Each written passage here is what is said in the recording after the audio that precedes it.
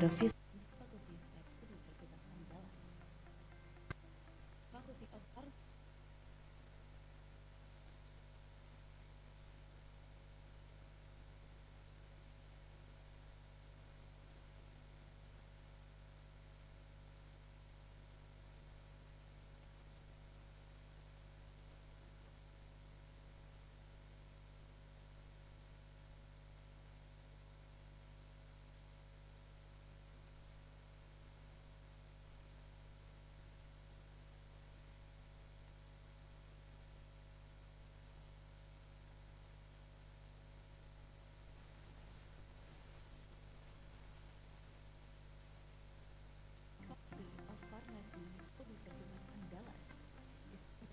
Faculties are the 15 faculties at Universitas Andalas. The Faculty of Pharmacy is located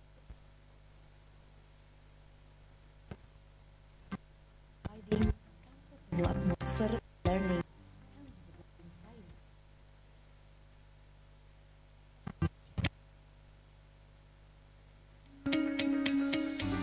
In 2020, the Faculty of Pharmacy of Andalas University aspires to be one of the faculties known at the Asian level that can play an important role in improving the nation's health status and the development of science, technology, and entrepreneurship. This is in line with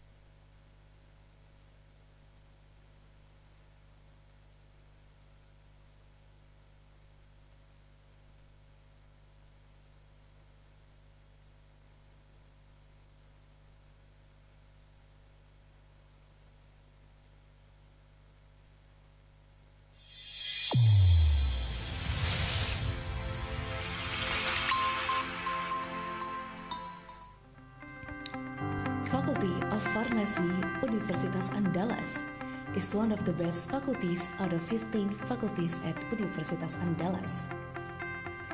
The Faculty of Pharmacy is located around 255 meters above sea level, thus providing a comfortable atmosphere for learning and developing science and technology for the glory of the nation. In 2020, the Faculty of Pharmacy of Andalas University aspires to be one of the faculties known at the Asian level that can play an important role in improving the nation's health status and the development of science, technology, and entrepreneurship. This is in line with the faculty vision to be a leading and respected faculty of pharmacy in national and international level in the field of pharmacy in the year 2028.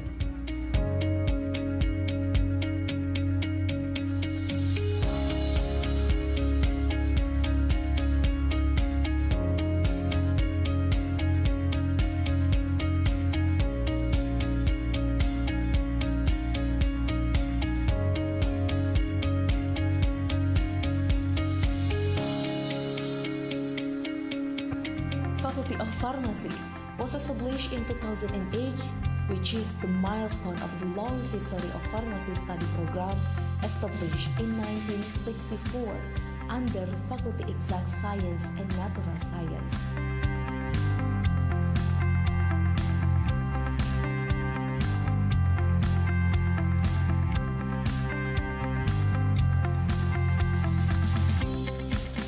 The pharmacist professional program was launched in 1974.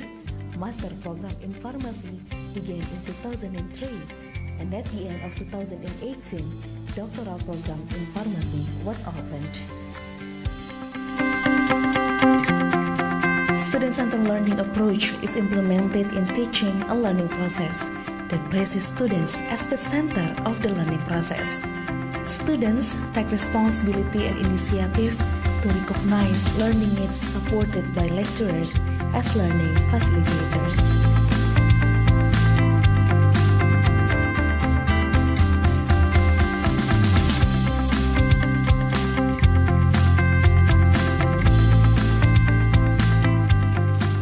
In 2035, the biotechnology market share could reach 40%.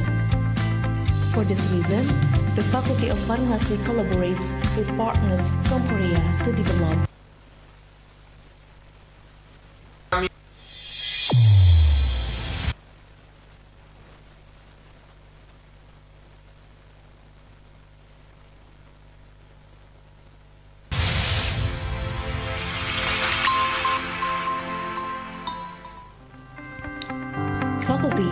Pharmacy, Universitas Andalas, is one of the best faculties out of 15 faculties at Universitas Andalas. The Faculty of Pharmacy is located around 255 meters above sea level, thus providing a comfortable atmosphere for learning and developing science and technology for the glory of the nation. In 2020, the Faculty of Pharmacy of Andalas University aspires to be one of the faculties known at the Asian level that can play an important role in improving the nation's health status and the development of science, technology, and entrepreneurship. This is in line with the faculty vision to be a leading and respected faculty of pharmacy in national and international level in the field of pharmacy in the year 2028.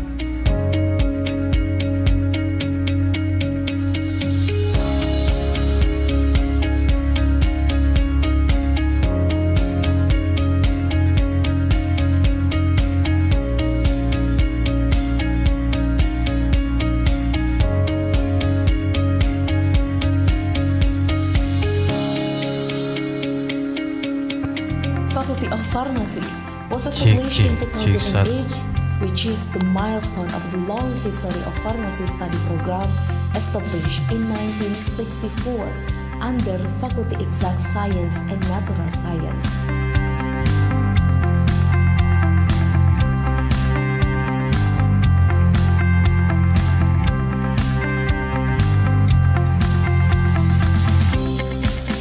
The pharmacist professional program was launched in 1974. Master program in pharmacy began in 2003, and at the end of 2018, doctoral program in pharmacy was opened. Student-centered learning approach is implemented in teaching a learning process that places students as the center of the learning process. Students take responsibility and initiative to recognize learning needs supported by lecturers as learning facilitators.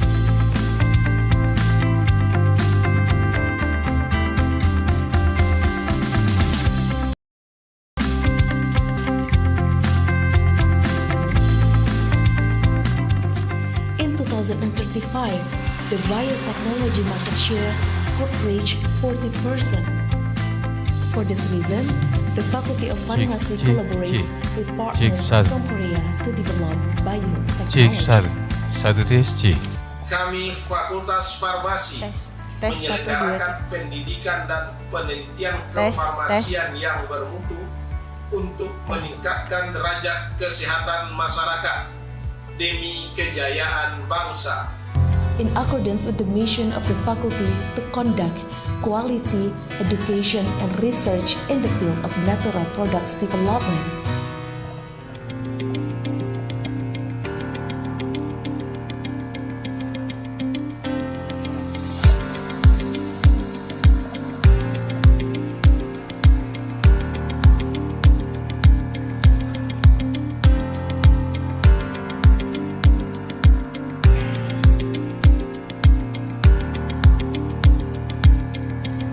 Sistem tata kelola fakultas saat ini telah disesuaikan dengan tata kelola universitas dan telah berstatus PTNBH.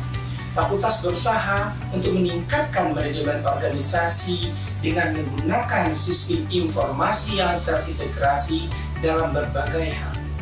Kami yakin semua unsur akan saling bahu-membahu dalam mewujudkan iklim akademik yang kondusif.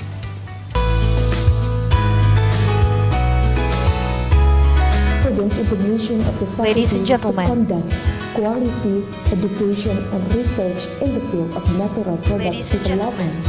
This is reflected in faculty members' publications focusing on medications development from natural products.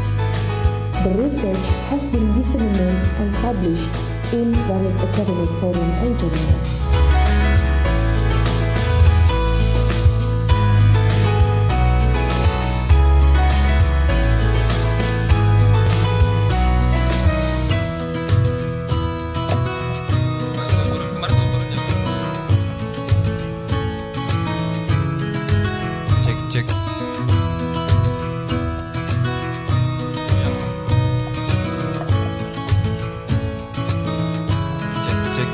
cek tes tes. Cek 1 2 3 cek cek.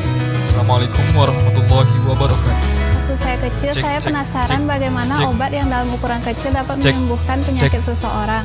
Sehingga Tes, setelah tes. saya SMA, saya memutuskan masuk Fakultas Farmasi UNAN untuk mencari jawaban dari rasa penasaran tersebut. Harapannya di masa yang akan datang, saya dapat menemukan senyawa aktif dan membentuk obat yang efektif dan efisien serta terjangkau di seluruh lapisan masyarakat. In March 2018, the Director General of Innovation Assalamualaikum warahmatullahi wabarakatuh. Teaching Industry for Gambir Products.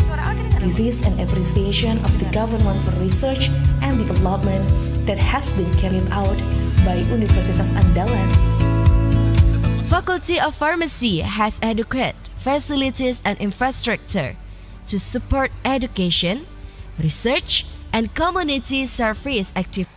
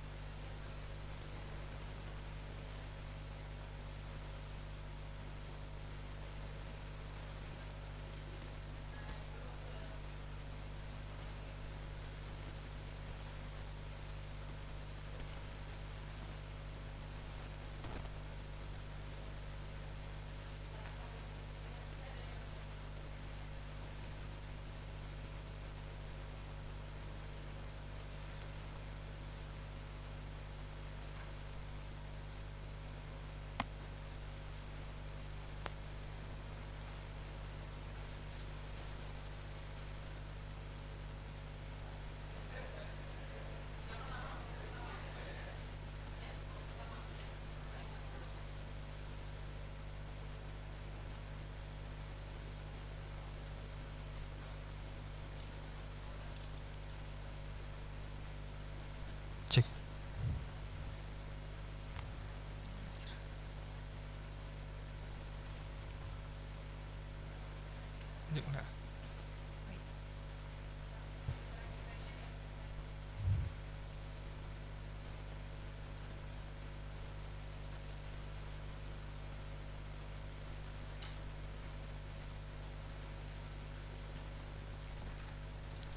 Ladies and gentlemen, dear participant, respected college and honor guests,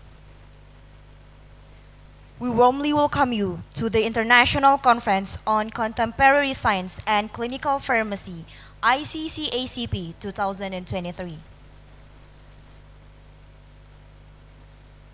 I'm genuinely thrilled to be here with you today as we dive into the world of science. We've gathered here virtually, connect by our shared passion and advising our knowledge. To make sure we all have a great time during this conference, here are a few important things to keep in mind. First, please actively take part in each session and don't forget to fill out the attendance form for each session you attend. This is important if you want to receive a conference certificate.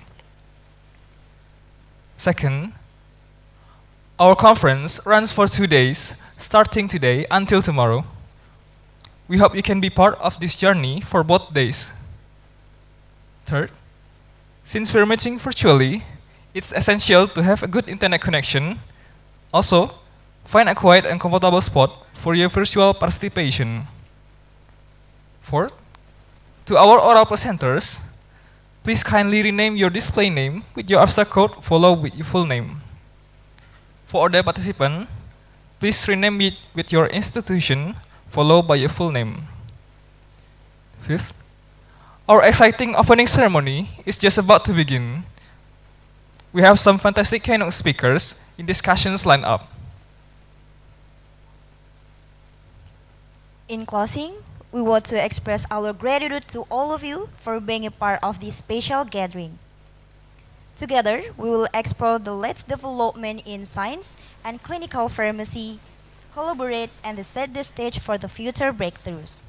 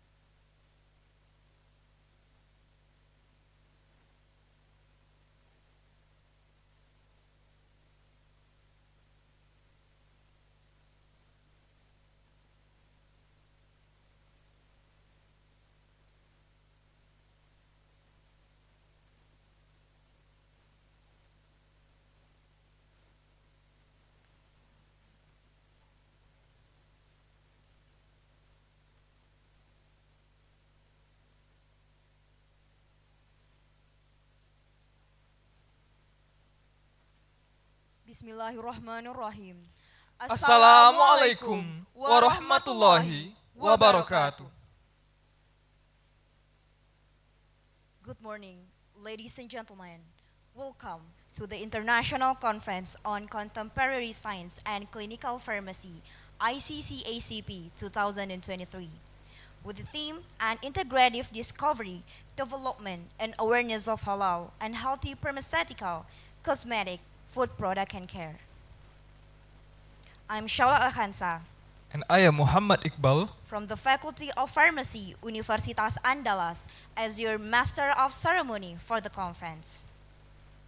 First, let us say thanks to Almighty God, who has been giving us guidance, happiness, health, and mercy, so we can join and participate in this event today. And let us send our salawat our Prophet Muhammad sallallahu alaihi wasallam. It is an honor for me to introduce and welcome all honorable guests in this event. First, Honorable, the Dean of the Faculty of Pharmacy Universitas Andalas, Profesor Dr. Apoteker Fatma Sri Wahyuni. Honorable Chairman of Committee International Conference on Contemporary Science and Clinical Pharmacy, ICCSCP 2023, Dr. Apoteker Suryati, MSc. Honorable, all the Deans of Pharmacy Faculties and Institutions in Indonesia. Honorable, the Chairman of IKA Farmasi Unan, Apoteker Muhardiman SSI. Honorable, the Head of the Health Office of Padang. Honorable, our Excellency Speaker, Insinyur Audi Joinaldi SPT MMIPM ASEAN Engineer, as the Deputy Governor of West Sumatra, Indonesia. Honorable, our Excellency Speaker, Associate Professor Dr. Winay Dahlan, the Founder Director of the Halal Science Center, Chulalongkorn University, Thailand. Honorable, our Excellency Speaker, Professor Dr. Irwandi Jaswir MSc, as a Research Coordinator of Halal Industry Research Center, International Islamic University, Malaysia.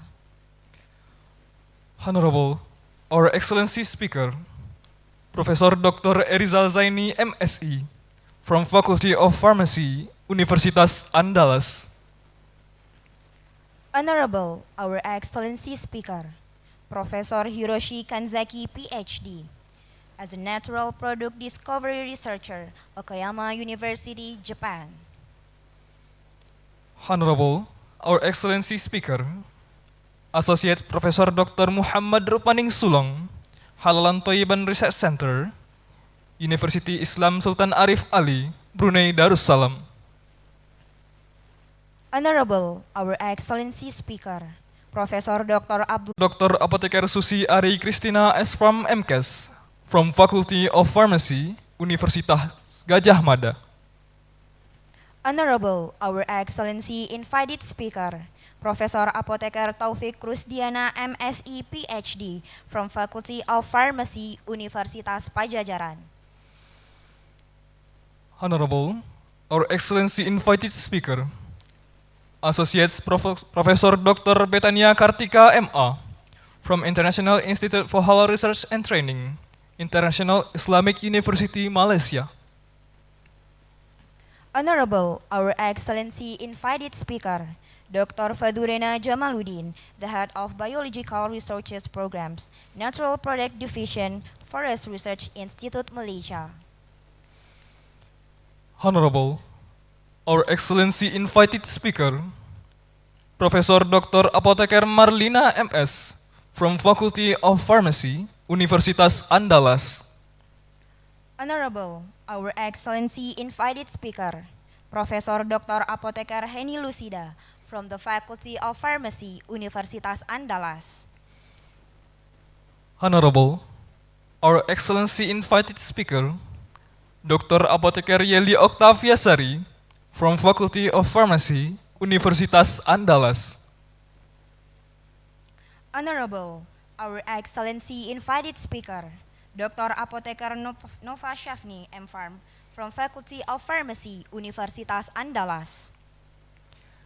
And last but not least, Honorable, our Excellency Speaker, Dr. Apoteker Suryati MSc from Faculty of Pharmacy, Universitas Andalas.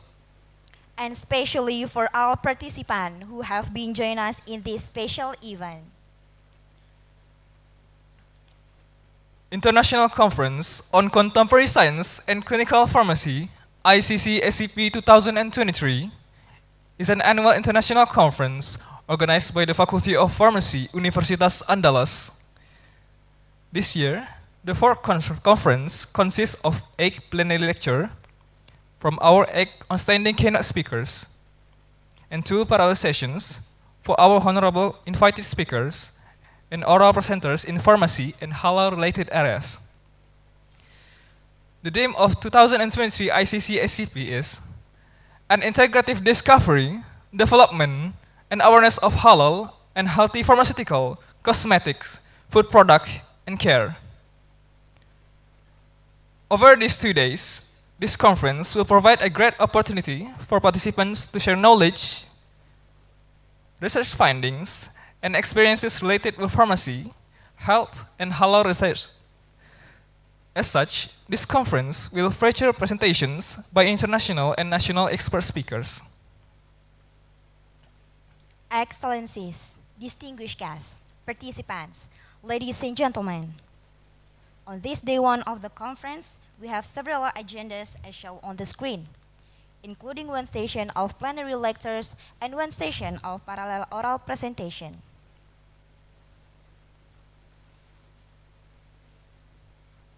Ladies and gentlemen, before we get into the conference discussions, let's have a moment of reflection.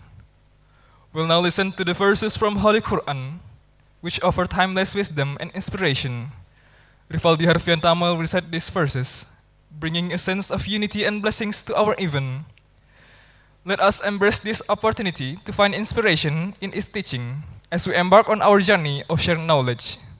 To Rivaldi, please proceed to the stage. Assalamualaikum warahmatullahi wabarakatuh.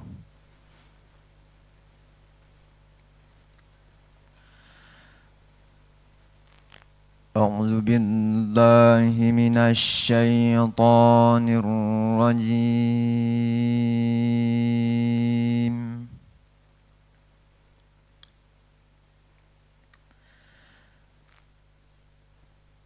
بسم الله الرحمن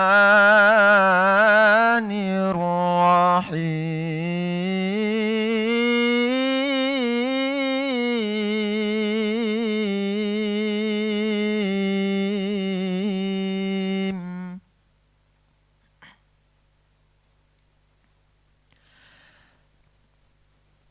يا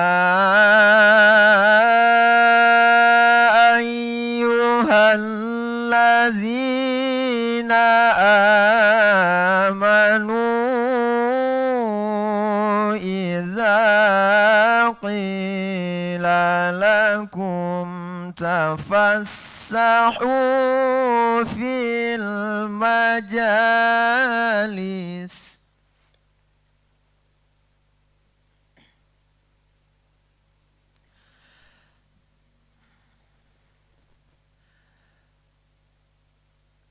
إذا قيل لكم تفسحوا في المجالس فافسحوا يفسح الله لكم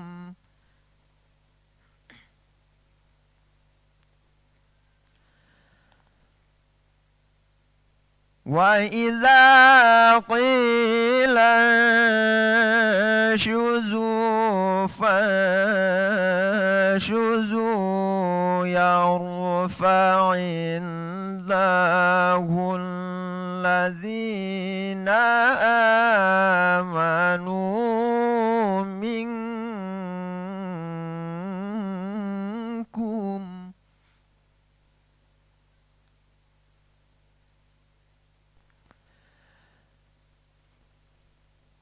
والذين أوتوا العلم درجات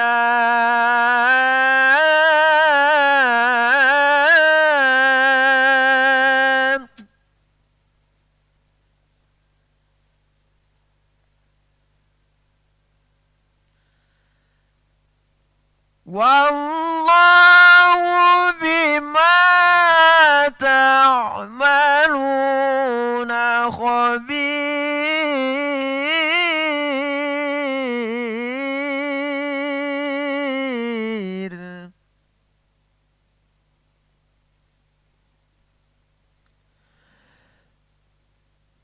يا أيها الذين آمنوا إذا ناجيتم الرسول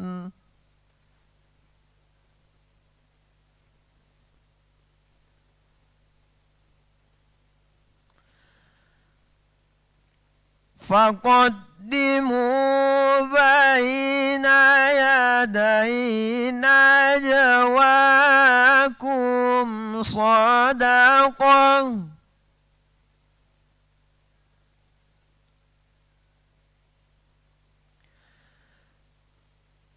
ذلك خير لكم وأطهر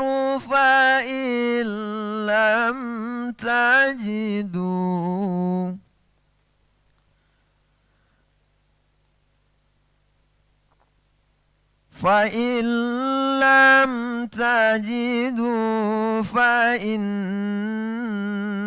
الله غفور رحيم.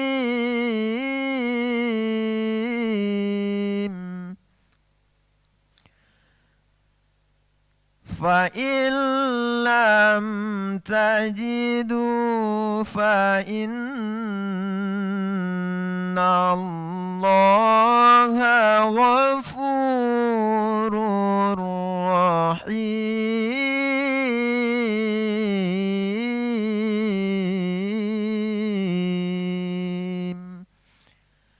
صدق الله العظيم. Assalamualaikum warahmatullahi wabarakatuh.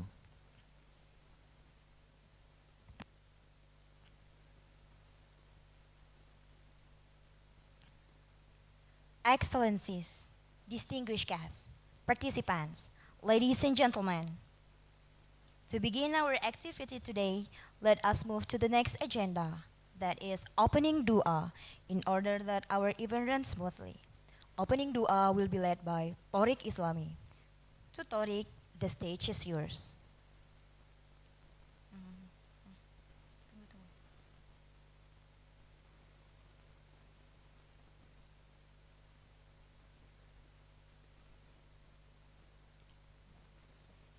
Bismillahirrahmanirrahim. Assalamualaikum warahmatullahi wabarakatuh.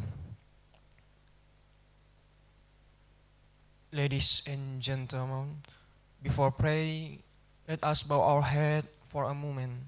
Pray to God Allah subhanahu wa ta'ala so that our international conference can be precious to all of us. A'udhu billahi minash shaytanir rajim. Bismillahirrahmanirrahim. Alhamdulillahi rabbil alamin. Hamdan syakirin, hamdan na'imin, hamdan yuafi ni'mahu wa yukafi mazidah. Ya Rabbana lakal hamdu wa lakal syukur kama yanbaghi li jalali wajhikal karim wa azimi sultanik. Allahumma ufir lana dhunubana waliwalidayna warhamhuma kama rabbayana saghira. Ya Allah, the most gracious, the most merciful, today we will hold an international conference on contemporary science and clinical pharmacy. Make this international conference as useful science assembly, as a medium of sharing useful idea, knowledge, experience of scholars and students of various disciplines. The conference we organize today benefit to our life, broaden our knowledge, shin our idea, and lead us to be successful, productive person. Ya Allah, the most gracious, the most merciful, guide and bless our head and our mind with the light of your guidance. Help us to speak our mind clearly. Help us to listen to each other, respect each other, so that we are included to be blessed person.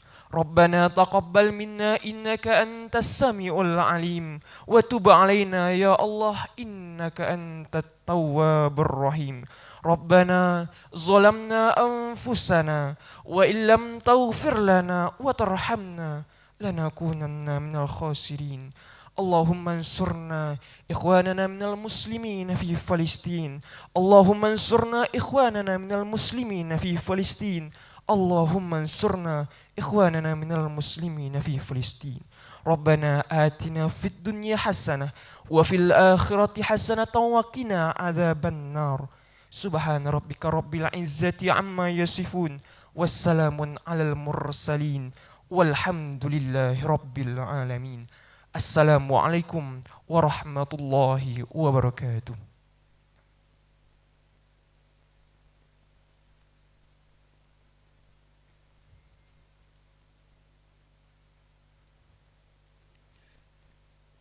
Ladies and gentlemen, the next agenda is singing the national anthem of Indonesia, Indonesia Raya.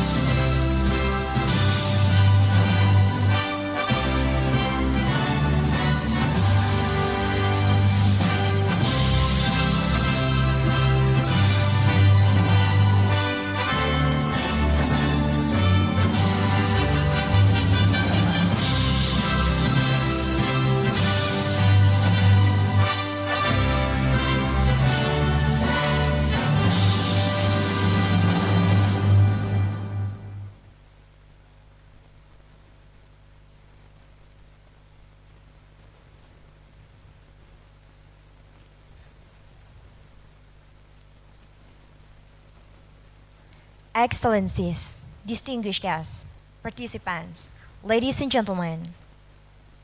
Now, we're going to listen the opening speech delivered by the Chairman of Committee ICCACP 2023, Dr. Apoteker Suryati, MSc.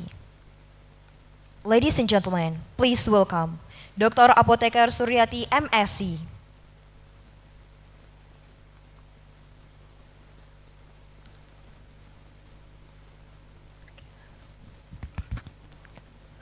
Bismillahirrahmanirrahim.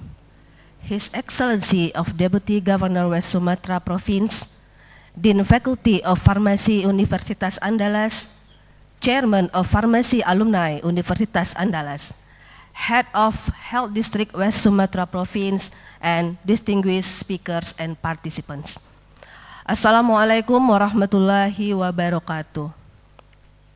I would like to take this opportunity to extend a warm welcome to all participants attending this conference. Firstly, let us begin by thanking the Almighty God for His blessing, grace, and mercies that have enabled us to gather here today in a good health and excellent conditions. Ladies and gentlemen, in Indonesia, there are specific regulations that guarantee halal certification for various products. The law that outlines this requirement is Law Number 33 of 2014.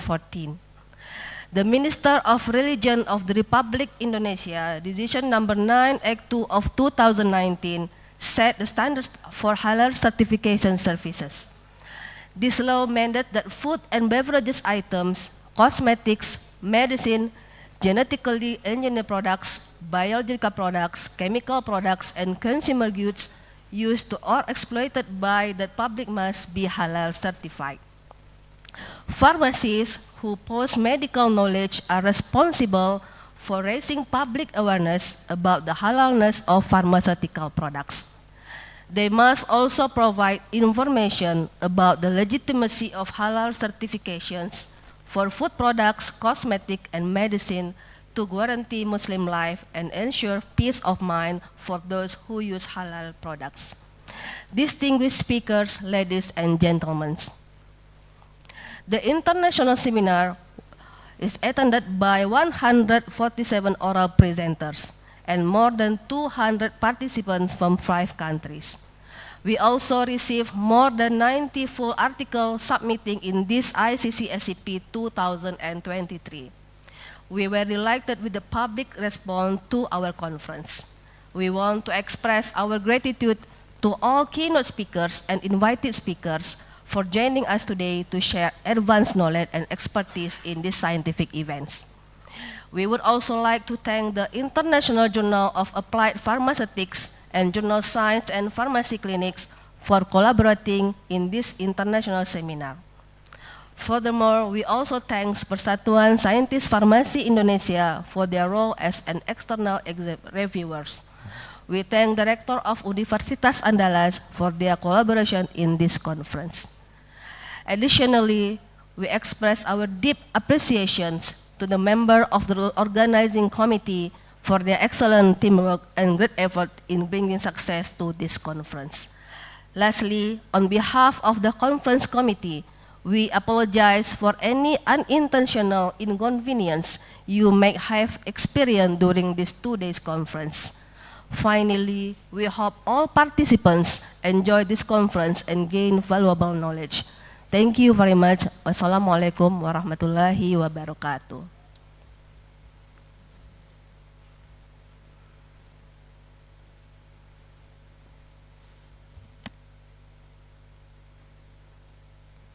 Thank you, Dr. Apotheker Suryati, MSc, for the amazing welcoming speech. Now, I would like to invite you, the Dean of the Faculty of Pharmacy Universitas Andalas, Professor Dr. Apotheker Fatma Sri Wahyuni, to deliver the opening speech of the International Conference on Contemporary Science and Clinical Pharmacy, ICCSCP 2023. To Professor Dr. Apotheker Fatma Sri Wahyuni, the screen is yours.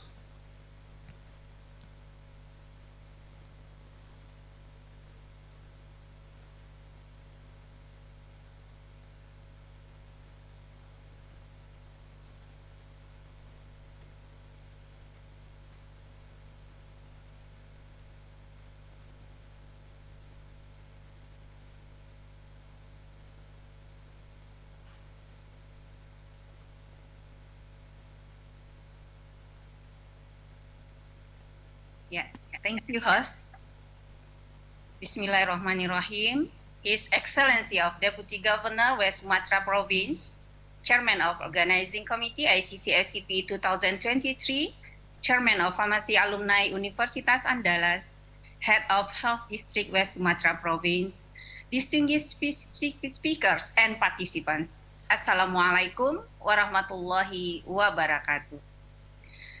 In the name of the Almighty Allah and His Prophet, who imparted to us the lesson of life's purpose, I want to warmly greet everyone attending the International Conference on Contemporary Science and Clinical Pharmacy, ICCSCP 2023, hosted by the Faculty of Pharmacy, Universitas Andalas. The first ICCSCP was held in 2018, followed by virtual conferences in 2021 and 2022. This year, we are proud to present the fourth ICCSCP, which will also occur virtually. The theme of this international conference is an integrative discovery, development, and awareness of halal and healthy pharmaceutical, cosmetics, food products, and care. Ladies and gentlemen, recently a significant global movement has arisen to make better and more ethical choices about various aspects of life, including food, medicine, cosmetics, and personal hygiene. This movement has brought about essential change in industries where health-conscious consumerism intersect with the need for products that adhere to religious values, especially the halal concept. The halal idea represents more than just adhering religious doctrine. It embodies a commitment to morality and well-being. Products that receive halal certification must adhere to strict requirements, ensuring they are the highest quality and safe to consume. Consequently, integrating halal values with health and wellness consideration create a distinct and compelling niche in the market. Given the current circumstance, it is urgent to investigate the complex relationship between halal principles and various industries, including personal care, cosmetics, food products, and pharmaceuticals. Halal has evolved into a comprehensive paradigm prioritizing ethical sourcing, product quality, and safety beyond its regulation association. Our conference aims to explore the relationship between halal principles and the pursuit of well-being, shedding light on the creative moves and thoughtful decisions that define these sectors. Keynote and invited speakers from Thailand, Malaysia, Japan, Brunei Darussalam, and Indonesia will be at ICCSCP 2023 on October 30 to 31, 2023. The presenters will discuss the latest development in clinical pharmacy, pharmacology, pharmacoeconomics, natural products, and pharmacy regulations. Over the next 2 days, we will be immersed in the whirlwind of discussion, presentation, and dialogue that promise to push the boundaries of our understanding. The insight gained, the connection made, and the idea shared with this world will leave a lasting impact on our respective field and the world at large. I would like to give a brief overview of our organization to our esteemed guests and participants.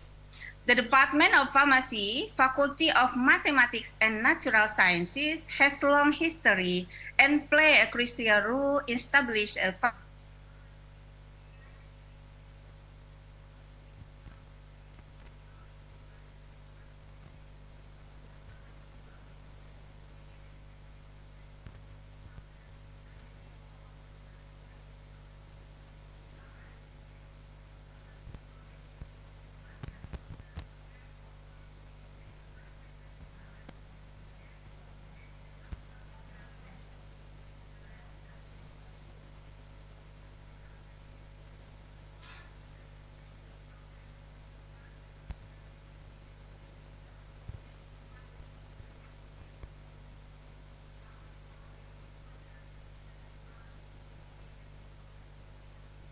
natural materials, drug use and drug safety in clinical practice and the community. We also collaborate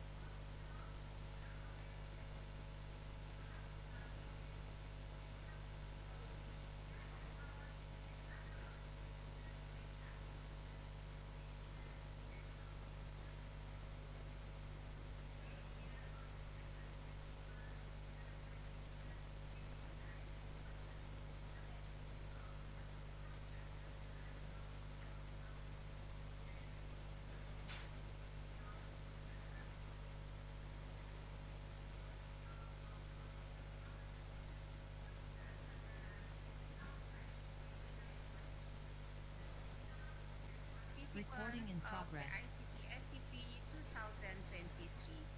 I thank to the committee for the hard work organizing this conference. Lastly, I want to acknowledge the Rector of Universitas Andalas for support participants. Last but not least, great pleasure and profound excitement that the international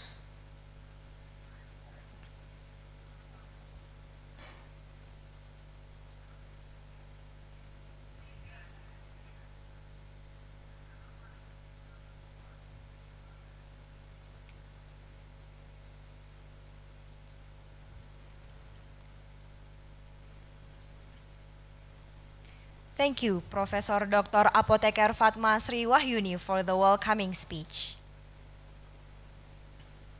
Ladies and gentlemen, as we begin our opening ceremony, we're honored to introduce a significant cultural elements from the heart of West Sumatra, Indonesia, the Pasambahan dance.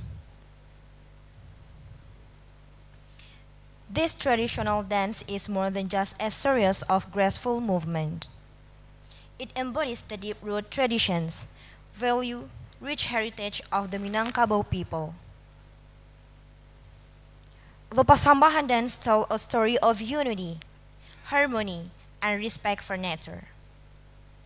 It is a symbol of Minangkabau communities' shared commitment to preserving their unique cultural identity.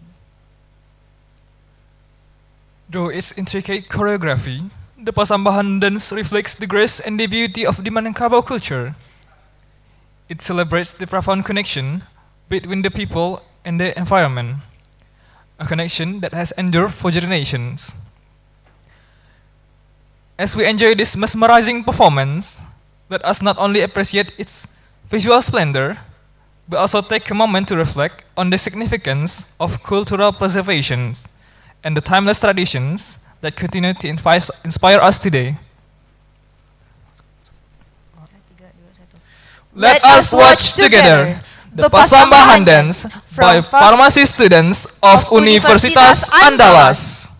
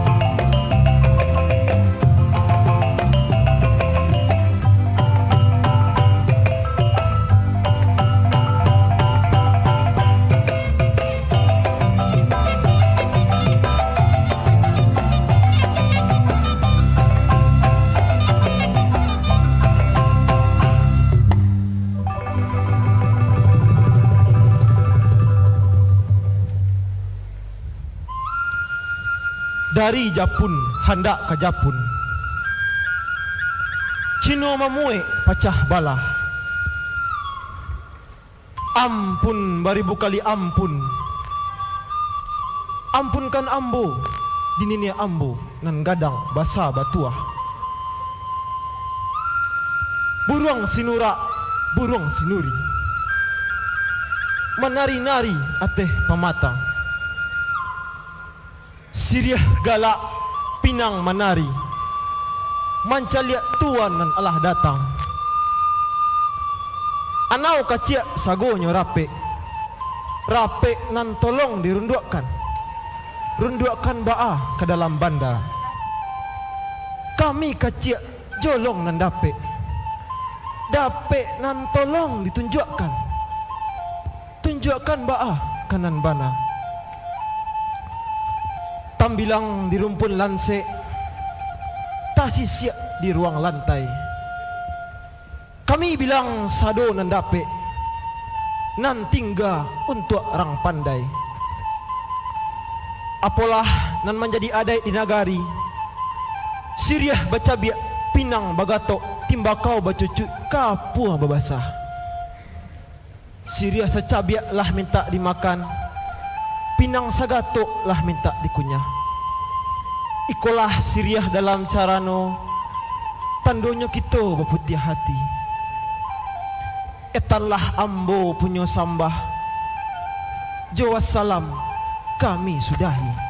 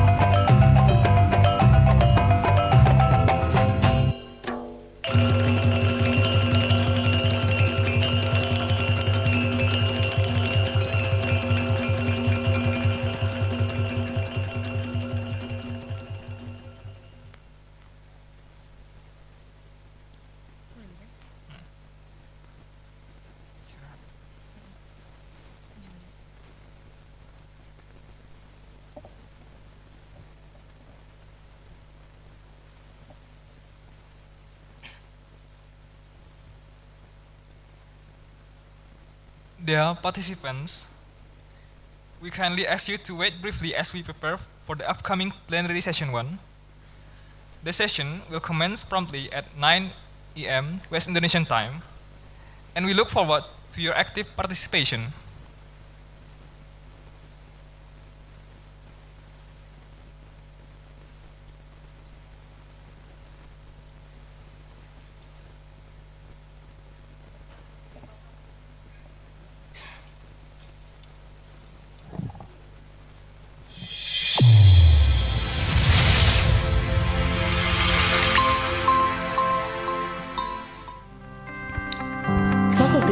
Farmasi Universitas Andalas is one of the best faculties out of 15 faculties at Universitas Andalas. The Faculty of Pharmacy is located around 255 meters above sea level, thus providing a comfortable atmosphere for learning and developing science and technology for the glory of the nation.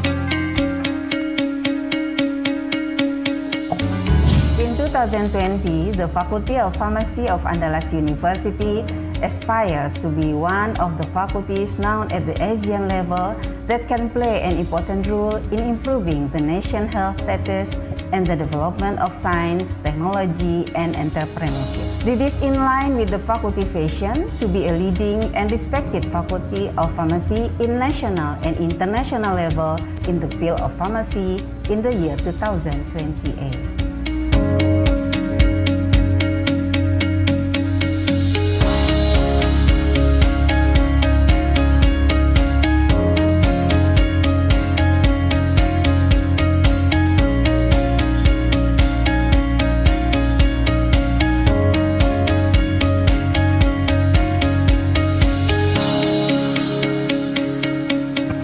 Faculty of Pharmacy was established in 2008, which is the milestone of the long history of pharmacy study program established in 1964 under Faculty Exact Science and Natural Science.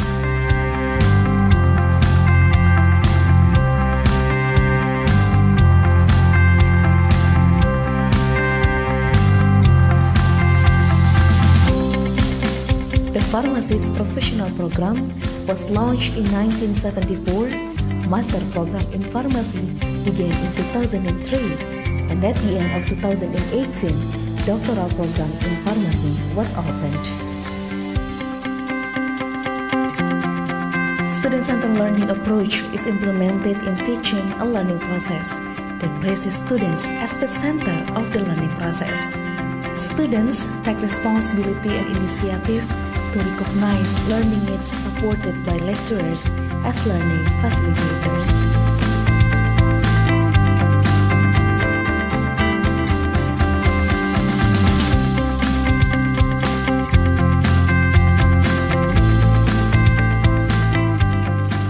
In 2035, the biotechnology market share could reach 40%.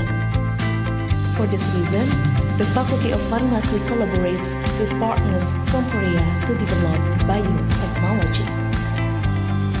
Kami Fakultas Farmasi menyelenggarakan pendidikan dan penelitian kefarmasian yang bermutu untuk meningkatkan derajat kesehatan masyarakat demi kejayaan bangsa.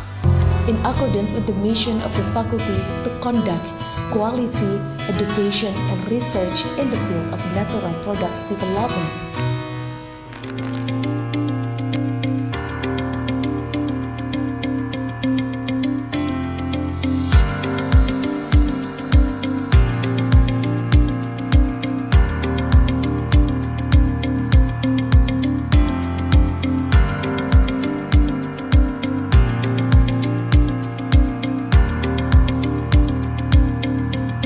Sistem tata kelola fakultas saat ini telah disesuaikan dengan tata kelola universitas dan telah berstatus PTNBH. Fakultas berusaha untuk meningkatkan manajemen organisasi dengan menggunakan sistem informasi yang terintegrasi dalam berbagai hal. Kami yakin semua unsur akan saling bahu-membahu dalam mewujudkan iklim akademik yang kondusif.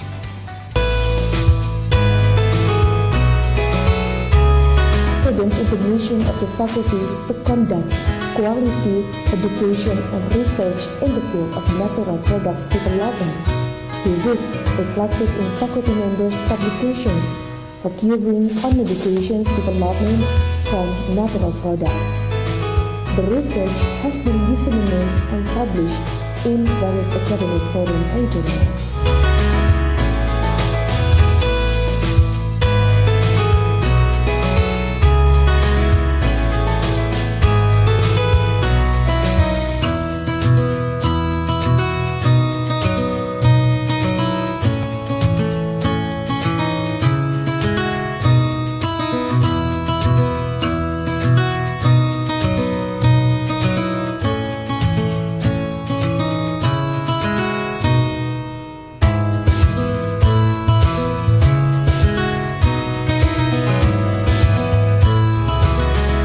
Kecil, saya penasaran bagaimana obat yang dalam ukuran kecil dapat menyembuhkan penyakit seseorang. Sehingga setelah saya SMA, saya memutuskan masuk Fakultas Farmasi UNAN untuk mencari jawaban dari rasa penasaran tersebut. Harapannya di masa yang akan datang, saya dapat menemukan senyawa aktif dan membentuk obat yang efektif dan efisien serta terjangkau di seluruh lapisan masyarakat. In March 2018, the Director General of Innovation, Strengthening and Trusted Universitas Andalas to create a teaching industry for Gambir products. This is an appreciation of the government for research and development that has been carried out by Universitas Andalas. Faculty of Pharmacy has adequate facilities and infrastructure to support education, research, and community service activities at the faculty. The new building consisted of laboratories, rooms for academic staff, hall, reading room, CBT room, management room, supporting staff room, classrooms, seminar room, and student union room. Every citizen has the equal right to education, including citizens with special needs or people with disabilities. To support their needs, Faculty of Pharmacies is equipped with wheelchair ramps, parking area, and elevator for people with disabilities. According to the Rector's circular letter concerning the control and management of COVID-19 in campus, which is referred to the Ministry of Education and Culture's circular letter, every academic staff, supporting staff, and student should implement health protocol to prevent the COVID-19 transmission by wearing masks, washing hands, and maintaining physical distance when working at campus. With the facilities and infrastructure available at our faculty, our academic staff and support staff put the best effort to deliver quality pharmacy education, research, and community service. The student will experience pharmacy education here at the Faculty of Pharmacy, Andalas University.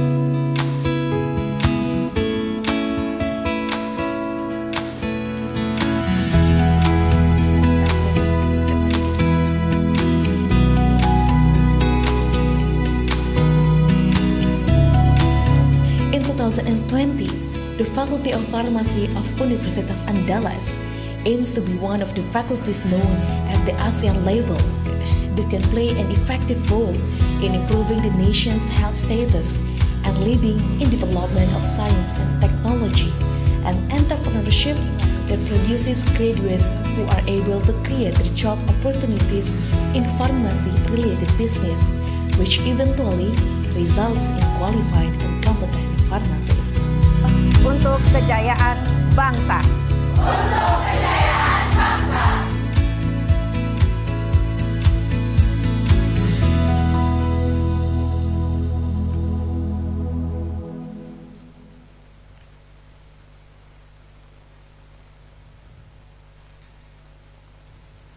Excellencies, distinguished guests, participants, ladies and gentlemen, we now begin our conference and move to the next agenda, the Plenary Lecture Session 1. The Plenary Lecture Session 1 will consist of 4 lectures. The first plenary lecture will be delivered by Associate Professor Dr. Muhammad Ropaining Sulong from Halalan Toyiban Research Center, University Islam Sultan Sharif Ali, Brunei Darussalam. And then, the second plenary lecture will be delivered by Associate Professor Dr. Winay Dahlan, the founder director of the Halal Science Center, Chulalongkorn University, Thailand. Followed by the third plenary lecture from Professor Dr. Irwandi Jaswir, MSc, Research Coordinator of Halal Industry Research Center, International Islamic University, Malaysia. And the last plenary lecture will be delivered by Insinyur Audi Joinaldi, SPTMM, IPM ASEAN Engineer, as the Deputy Governor of West Sumatra, Indonesia. In this session, we would like to extend an invitation to all attendees to post questions by entering them in the chat room. This question will be addressed during the upcoming Q&A session. For the first plenary lecture, we will be led by Professor Dr. Apoteker Marlina MS. Ladies and gentlemen, please allow me to introduce our moderator, Professor Dr. Apoteker Marlina MS. Professor Dr. Apoteker Marlina is a distinguished scholar and educator with a wealth of experience and expertise in the field of pharmaceutical science. Born on March 11, 1962, she has dedicated her life to academic and research, leaving an indelible mark on scientific community. Her education journey began at Institut Teknologi Bandung, where she embarked on a path of academic excellence.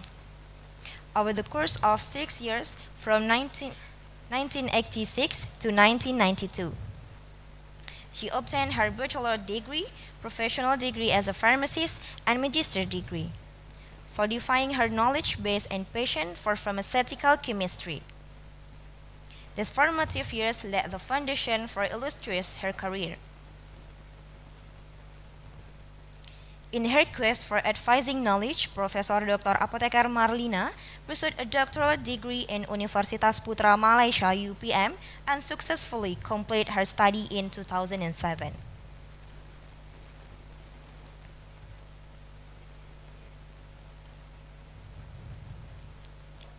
As a professor at the Faculty of Pharmacy, Universitas Andalas, Professor Dr. Apoteker Marlina imparts her extensive knowledge, particularly in the domain of microbiology, to the next generation of aspiring students. Her commitment to excellence extends beyond the classroom, as she consistently secures research grants at both the national and university levels.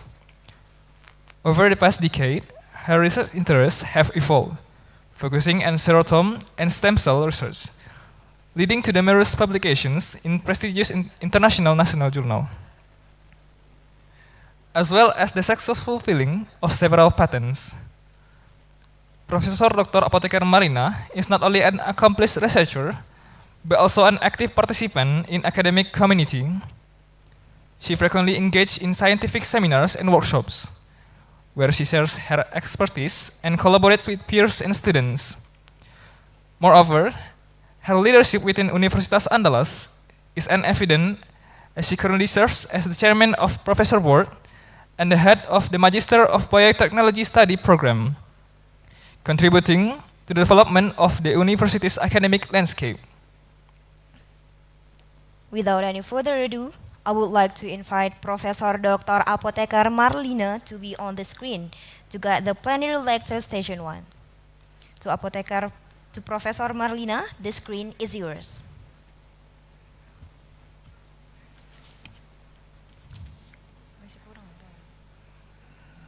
Good morning, Your Highness, Excellencies, ladies and gentlemen.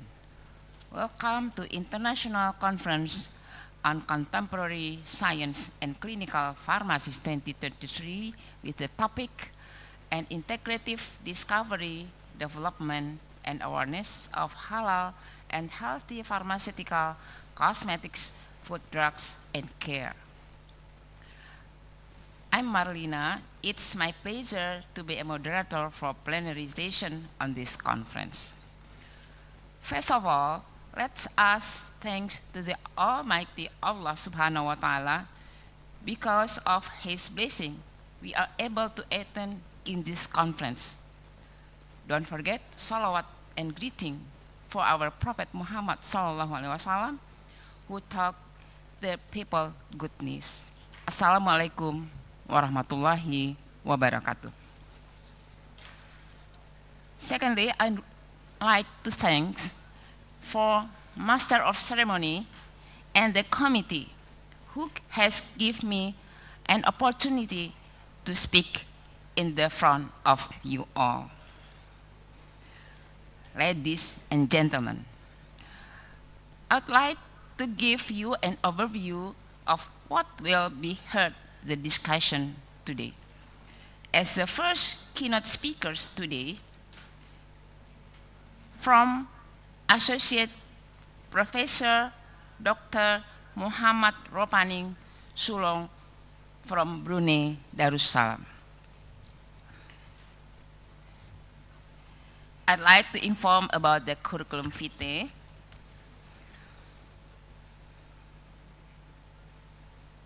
Prof. Ropani has received his bachelor at the Al-Azhar University, Cairo, at 1995. For master degree from University Putra Malaysia, 2006, and PhD also from University Putra Malaysia in 2015. They have a lot of positions. But the first one is Associate Professor in Science and Halal Science at Halalan Thayyiban Research Center at University Islam Sultan Sharif Ali atau UNISA from 2023 until present. And journal editor in virology and immunology, and also as the editor for Open Access Journal of Microbiology and Biotechnology. He has so many experience position. For the first one is Director of Center for Research and Industrial Linkage, University Selangor, Malaysia, from 2020 until 2023. Director of International Halal Institute, Center of Excellence, University Selangor, Malaysia. University Representative Malaysian Society for Biochemistry and Molecular Biology. Selangor Halal Industry Committee member under Exco for Islamic Affairs, Consumers and Halal Industry. So many. I can read all. The research interest is about enzyme modification and protein engineering, microbial biotechnology, molecular biology, microbiology, and halal sciences. And also the membership in professional bodies, Malaysian Board of Technologies since 2021, Jabatan Kemajuan Islam Malaysia or JAKIM since 2021, Jabatan Kemajuan JAKIM also as a halal auditor, an international research conference series since 2021. Prof. Ropanings, time is yours.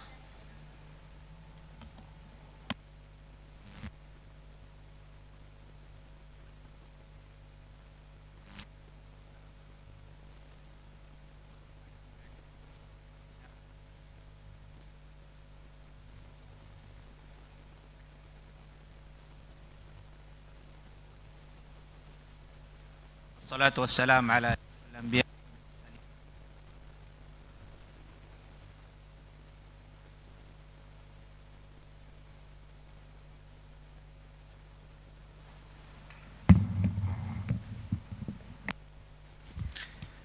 سبحانك لا علم لنا إلا ما علمتنا إنك أنت العليم الحكيم رب اشرح لي صدري ويسر لي أمري واحلل عقدة من لساني يفقه قولي اللهم يسر ولا تعسر اللهم اتمم بالخير.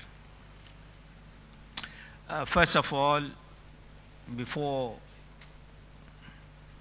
continuing with my presentation for this morning, let me convey salam and greeting from our beloved Rector, Yang Mulia Dr. Haji Nur Arfan bin Haji Zainal, University Islam Sultan Sharif Ali, UNISA, and our beloved Director of Halalan Thayyiban Research Center, HTRC, Pengiran Dr. Hajah Nur Khairiyah binti Pengiran Haji Hashim, Honorable Bapak Mahyaldi, the Governor of West Sumatra, Honorable Prof. Yuliandri, Director of the UNAN, Prof. Fatma, the Dean of the Faculty of Pharmacy, UNAN, Prof. Suryati, the Chairperson of ICCSCP 2023, Prof. Yofri for his kindness and hospitality, fellow invited speakers, participants, ladies and gentlemen, Assalamu alaikum wa rahmatullahi ta'ala wa barakatuh, and salam sejahtera.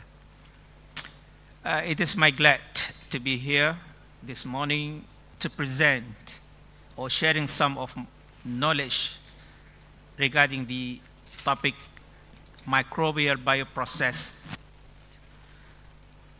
food products from the perspective of science and Islamic Sharia.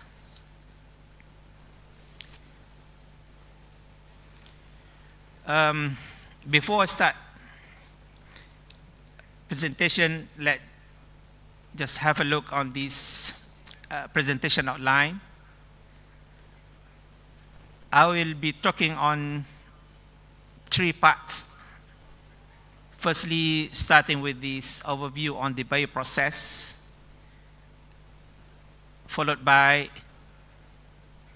bioprocess in the science perspective, and end up with this bioprocess from the Islamic Sharia perspective.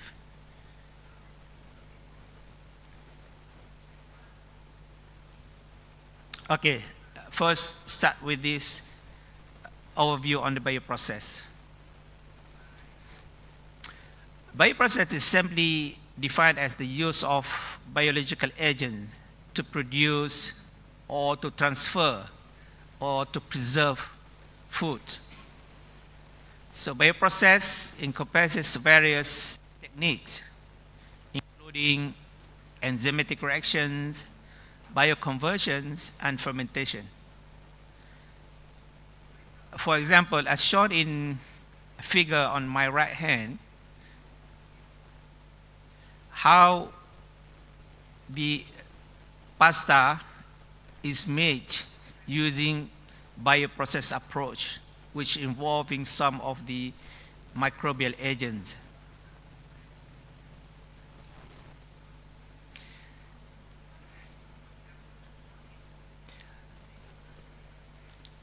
Next. As mentioned just now, the bioprocess is usually the use of biological agent. So here, if you see on the figure on my right hand, how this biological agent is used as one of the agent, and for example, fungi. So this fungi have been used as one of the biological agent in the so-called bio or microbial bioprocess. So the use of fungi either for the food production or for the food ingredients. As you can see, here are some other examples of products that have been used or product been produced by using microbial agents. As we can see in the picture, there are cheese product, bread, yogurt, and tauhu, or sometimes we call it tofu. So all of these are products that being produced using bioprocess approach. Next. Some other products as well, which is, I guess this is more on the traditional product, such as tempeh. And in Malaysia, even in Brunei, some product that called budu. I'm not so sure here in Padang, but yeah, budu is a fermented product from fish. Other product is belacan, and the other one is which is the quite famous product, is from Korea, which is known as kimchi.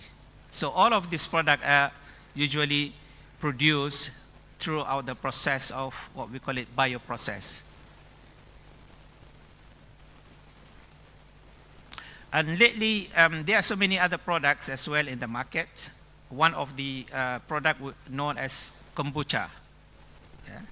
So it is a fermented tea, which is also produced using microbial bioprocess. Other than food, there are some other products as well being produced using what the so-called microbial bioprocess. Among the products such as biofuels, bioplastic, organic acid, as well as chemicals.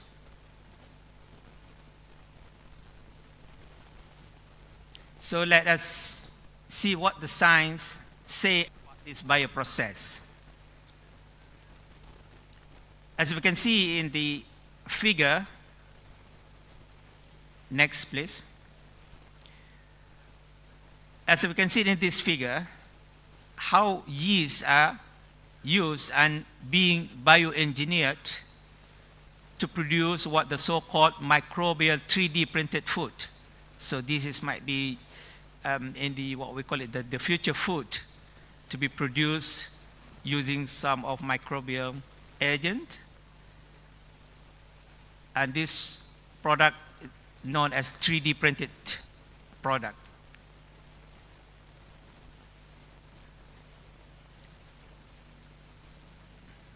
So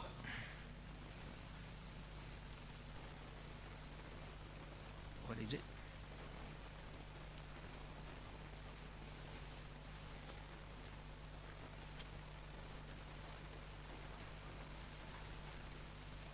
Okay, so in this figure, it shows the steps of bioprocessing, which is involved the upstream and downstream processing. So, talking about the bioprocess, there are some of advantages and disadvantages as well.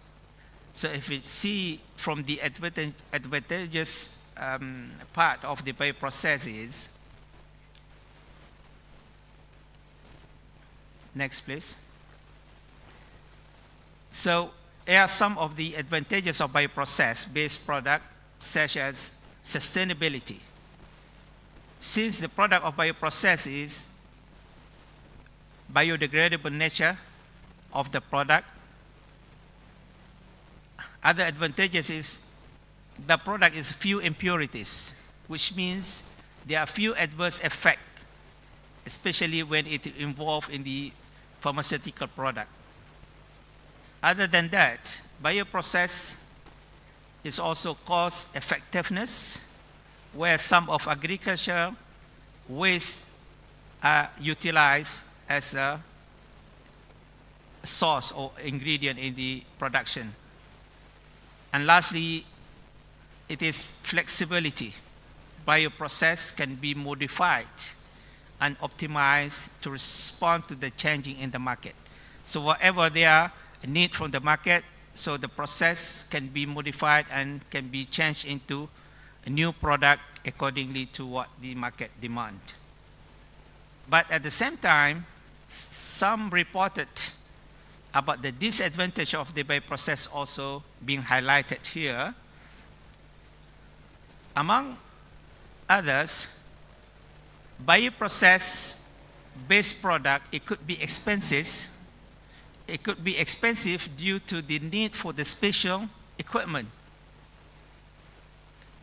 And bioprocess also a bit slower as compared to the chemical reaction, since the industrial need or industrial demand need to get the product much faster than what is available in the market.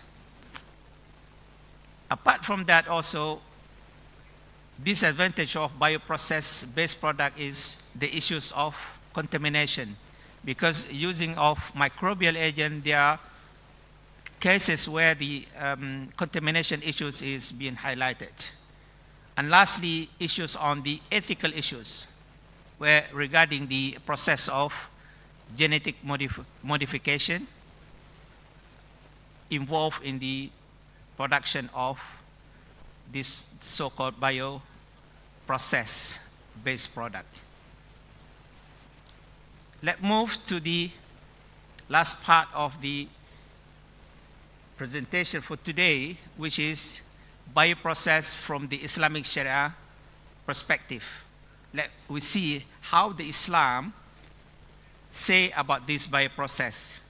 Is it halal or not halal, or what is the status actually? Okay. Let me start with reading the verse of Surah Al-Ma'idah, verse 3, which is Bismillahir Rahmanir Rahim, Al-yawma akmaltu lakum dinakum wa atmamtu alaykum ni'mati wa raditu lakum al-Islam dina. In this verse, where Allah subhanahu wa ta'ala says that Islam is the religion of comprehensiveness. Islam is completed. There are no such negative things about the Islam. But unfortunately, some of the followers who manifest if there are some negative about the Islam. But in fact, the Islam is the religion of complete. Therefore, Islam is comprehensive. Islam is not the religion of confined to any part of particular issues, but it is cover all of the issues of life. Islam is not isolated religion, and Islam is complementary to all necessities. As we can see that one of the beauty of the Islam is also in the field of food. Next. Islam is very concerned about halal and tayyib to ensure that all the mankind are in healthy condition by consuming the halal and tayyib food. Where Allah subhanahu wa ta'ala mentioned in Surah Al-Baqarah, verse 168, Bismillahir Rahmanir Rahim, Ya ayyuhan nas, kulu mimma fil ardi halalan tayyiba, wa la tattabi'u khutuwati shaitan, innahu lakum aduwwum mubin. Which means, all mankind, eat from what is lawful and good on the earth, and do not follow shaitan or Satan's footsteps. He is truly your sworn enemy. So in this verse, clearly that Allah subhanahu wa ta'ala command the mankind, not only Muslim, but it's all the mankind on the earth, to consume what is halal or what is lawful. So this is the beauty of the Islam. Islam is not only concerned for the Muslim, but in this verse, Islam is for all. Apart from this, the Prophet Muhammad sallallahu alaihi wasallam also highlighted in the hadith about the importance of the healthy way of consuming food, where Prophet Muhammad sallallahu alaihi wasallam said, nothing is worse than a person to fill his stomach. It should be enough for the son of Adam to have a few bites of satisfy his hunger. If he wishes more, it should be 1/3 for his food, 1/3 for his liquid, and 1/3 for his breath. So it is clearly that this hadith mentioned the way of how a Muslim should behave when consuming food. So it's again indicated that Islam is a religion of comprehensive, not only about the aspect of worship, but also aspect of healthy as well. In Islam, the halal food are in this more than haram. Just only mention a few things that's mentioned in Quran about the haram, but the rest of the food are halal. As mentioned by the late Dr. Yusuf Al-Qaradawi, where the basic principle regarding what Allah created of things and benefits is halal. In Arabic, it's mentioned as al-aslu fil ashya al-ibaha. But if there some evidence of non-halal things, then the product are considered as non-halal, or we call it as haram. If not, then the basic thing is halal. But now in the era of new technology, there are a status where uncertainty about the status of the halal of the product, what we call it shubha. So where we need to be careful about this thing. Okay. So therefore, in Islam, Islam has outlines two important standards to ensure food consumed by mankind, especially for Muslims. These two are, one is halal, the other one is tayyib. But this halal and tayyib is come as a package. Whenever it's halal, this must be tayyib, because the tayyib is a complement to halal. Halal means lawful, which means Sharia compliance, and the other one is tayyib, means the wholesome, which includes quality, hygiene, and saved. So here's some of the definition of what is halal and haram. Of course, as we know that halal is from the Arabic word, which means permissible. Halal food is that which adhere to the Islamic law and defined in the Quran. Where the word haram is also from the Arabic word. That is, Islam describes anything that is forbidden, anything is inviolable according to the Sharia law. To ensure that the halalness of the product, now in halal industry, there's the so-called halal assurance management system is developed. This halal assurance management system, which focus on the minimizing and eliminate of the non-conformance of halal requirement. Apart from halal assurance management system, there's also known as what we call it the halal critical control point. If you may move to the next slide, please. Okay, so in this figure, it shows how these halal critical control point are developed to ensure that all the ingredients, all the process and delivery of the end product are in the halal status. So starting from the raw material being delivered by the supplier, so need to ensure it is halal, where halal certification of the product should be presented.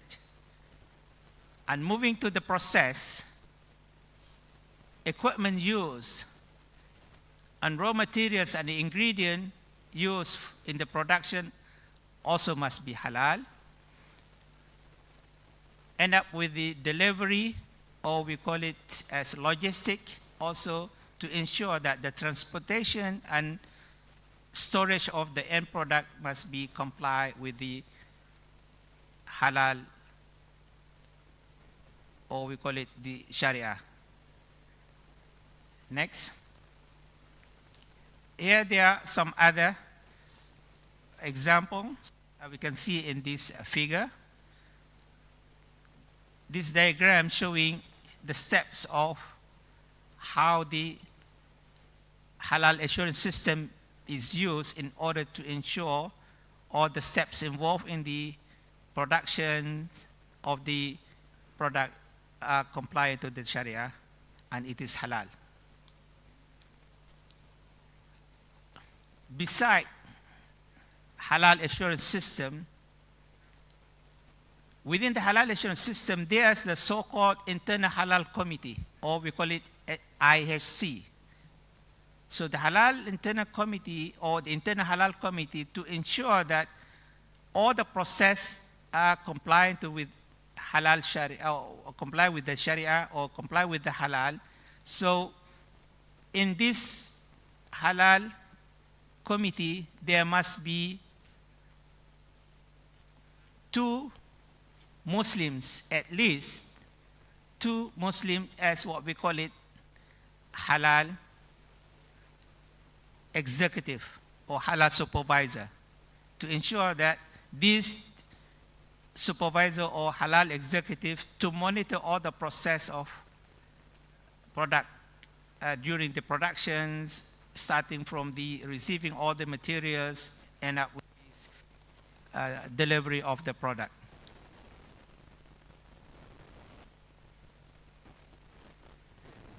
So, end up my presentation with some conclusions that so bioprocess is a natural process and it's considered as safe and effective way for food manufacturers to create products such as cheese, yogurt, and bread.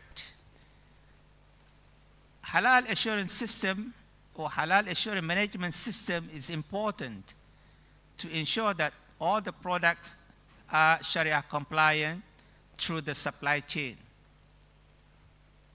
Halal critical control points can be identified to eliminate potential presence of haram or unlawful components in the manufacturing of halal food products. It is important for an organization to establish the so-called internal halal committee to be responsible for developing, monitoring, and controlling the halal assurance system to ensure its effectiveness. So with that, I will end up my presentation with thanks to everyone for your time and listening to my presentation. Jazakumullah kullu khair. Wassalamu alaikum wa rahmatullahi ta'ala wa barakatuh.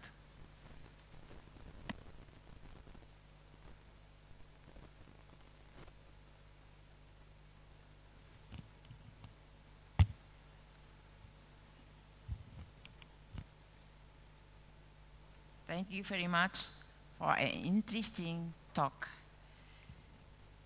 From this talking or discuss today is about the bioprocesses, microbial bioprocess, product, and Islamic Sharia about halal and or not.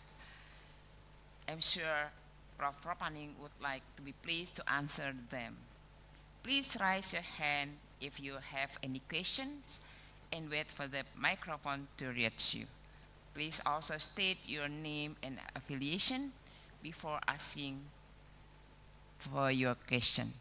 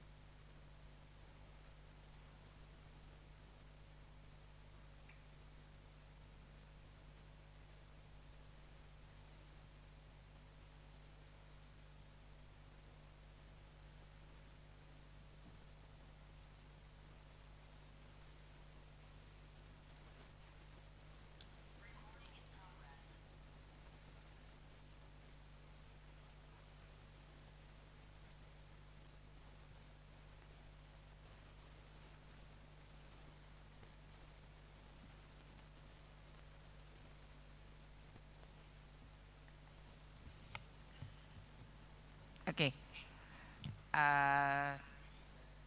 The question is from Santi Perawati from Stikas HI Jambi. I try to read the questions. It's very interesting topic from Prof. Solong. I want to ask how to indicate or determine which existing fungi can be used to develop healthy and halal products among the many fungi that currently exist. Do all fungi have the same genes? This is the question, the first question. Okay. Yeah. So the question is about how to identify which fungi is useful or can be used as a microbial agent. Is it the question, right? Okay. Yes, as a microbiologist, so first of all, we need to identify which one is useful or can be used. And after that,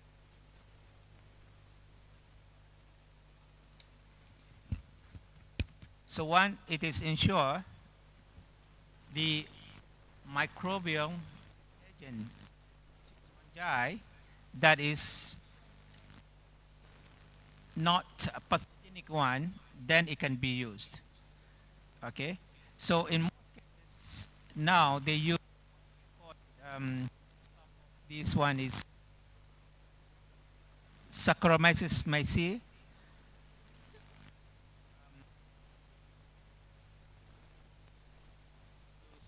In the production of some useful bioprocessed food product, and traditionally they also use in the production of something like in Malaysia or in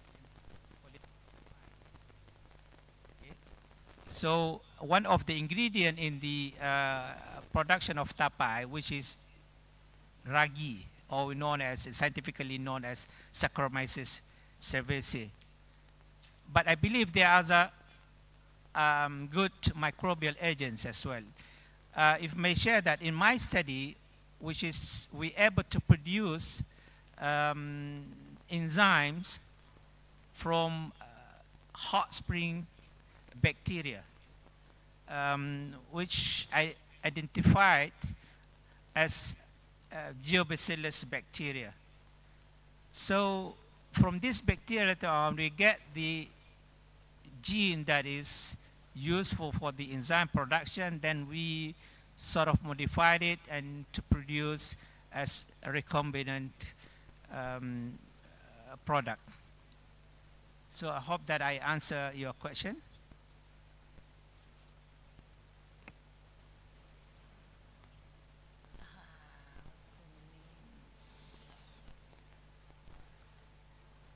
Okay.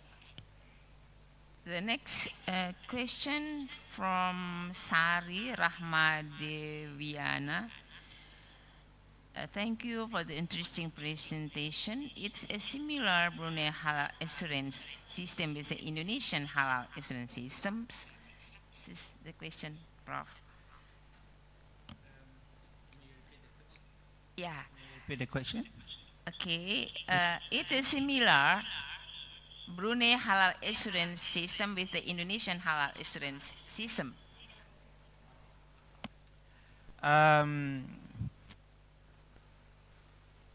Whether is it the same or not.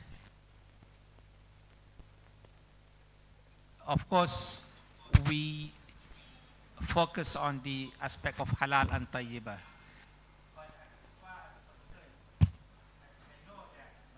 There is a mutual agreement between Indonesia, Brunei, Singapore, Malaysia under the so-called MABIN. So these 4 countries are agreed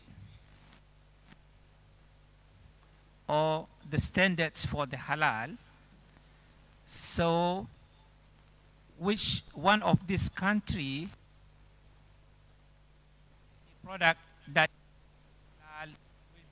so in Mabin country. what the halal assurance systems in these 4 countries are standardized.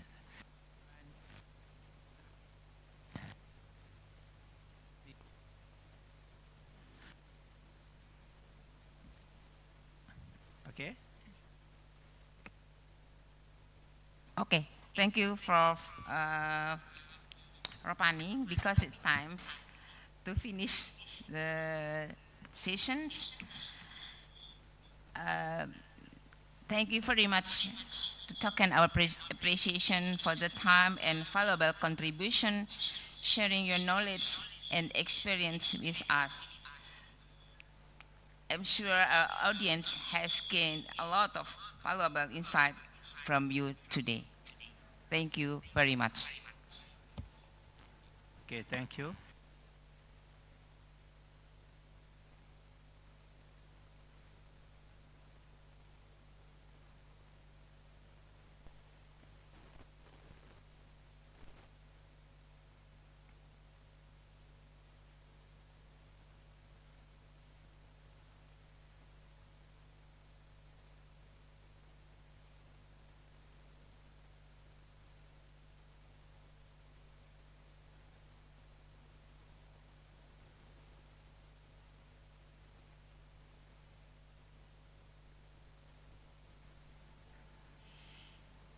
Okay, the next we give the certificate of appreciation for Associate Professor Dr. Muhammad Ropani Sulung as speakers.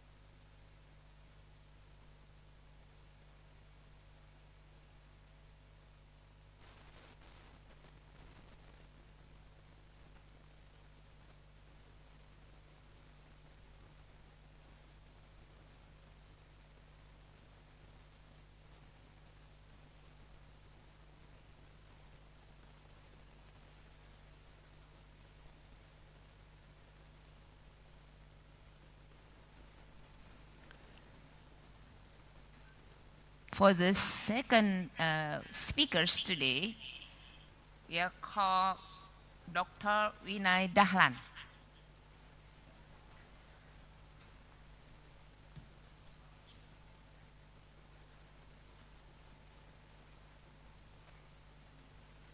Okay, I want to introduce about Dr. Vinay Dahlan.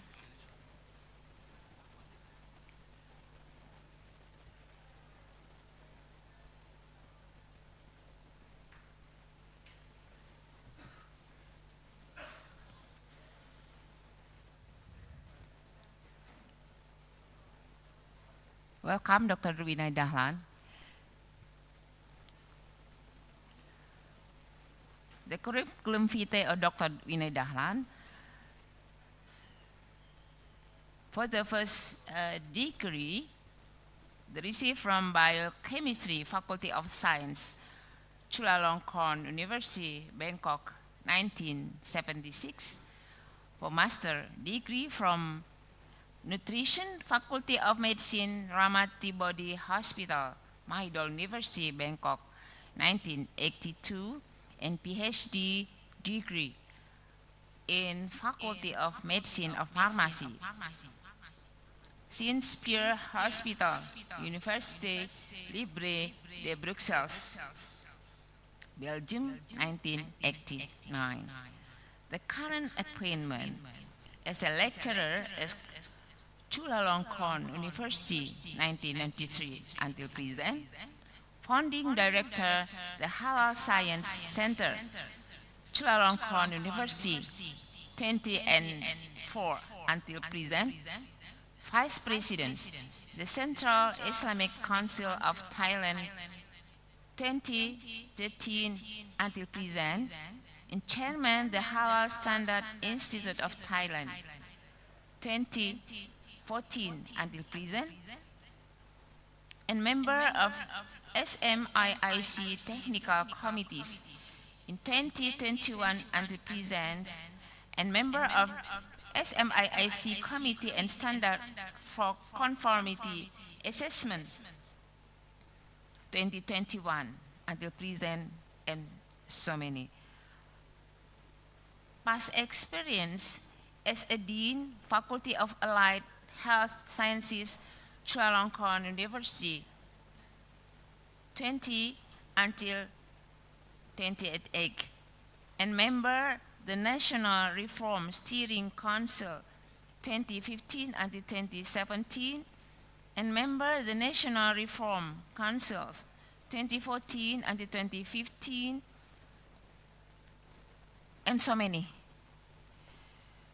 And also the Royal Thai Insignis, Commander of the Most Admirable Order, the Derek Kunang Pom, 3rd class 2017, and 4th class 2015.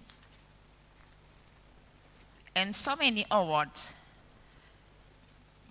The award for the continuous international affirmation of halal and the Work From Agency for Halal Quality Certification, Sarajevo, Bosnia and Herzegovina in 2023.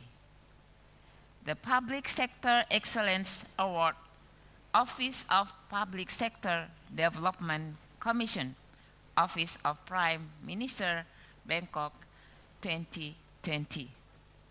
And so many publications about books, more than 40 in Thai and 5 in English, in so many journals. So today, we would like to hear about Dr. Vinay Dahan. Time is yours.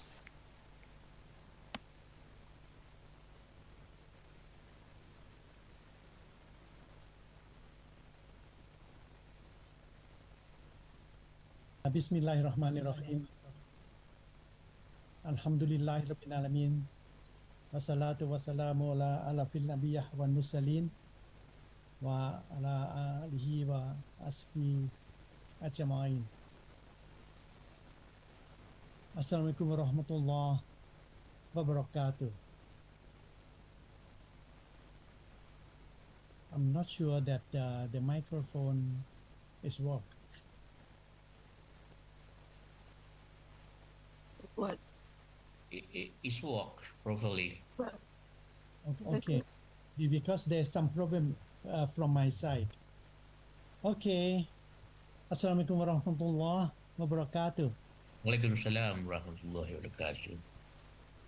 My topic for this morning is about the establishment of innovative HALQ Plus, halal standardization system for manufacturing halal trusted food, cosmetic, pharmaceutical product.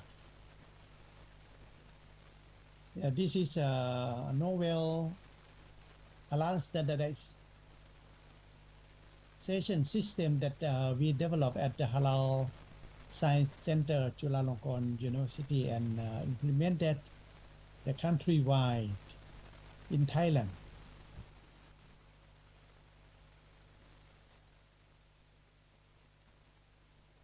Okay, first of all, I would like to give some information about the sophisticating and challenging case of haram adulteration in food. This is the case happened in Indonesia in the year 2001, and also nearly the same case in Pakistan in 2009. The case is about the disodium inositate, or so-called INS-631. These chemicals produced from the raw material, natural raw material, tapioca or cassava. They're from starch, and use bacterial fermentation using the broth obtained from foreign country. The broth enriched with the protein hydrolysis. Protein hydrolyzed by using porcine pancreatic enzyme. But at the beginning, we don't know. The Indonesian consumer didn't know about the presence of such a pig enzyme. Then finally, the consumer not accept. We found from the Halal Science Center at Chulalongkorn University, before the establishment of the Halal Science Center, we found that it's not only INS 631, we still found other 186 chemicals with the same characteristic using porcine enzyme.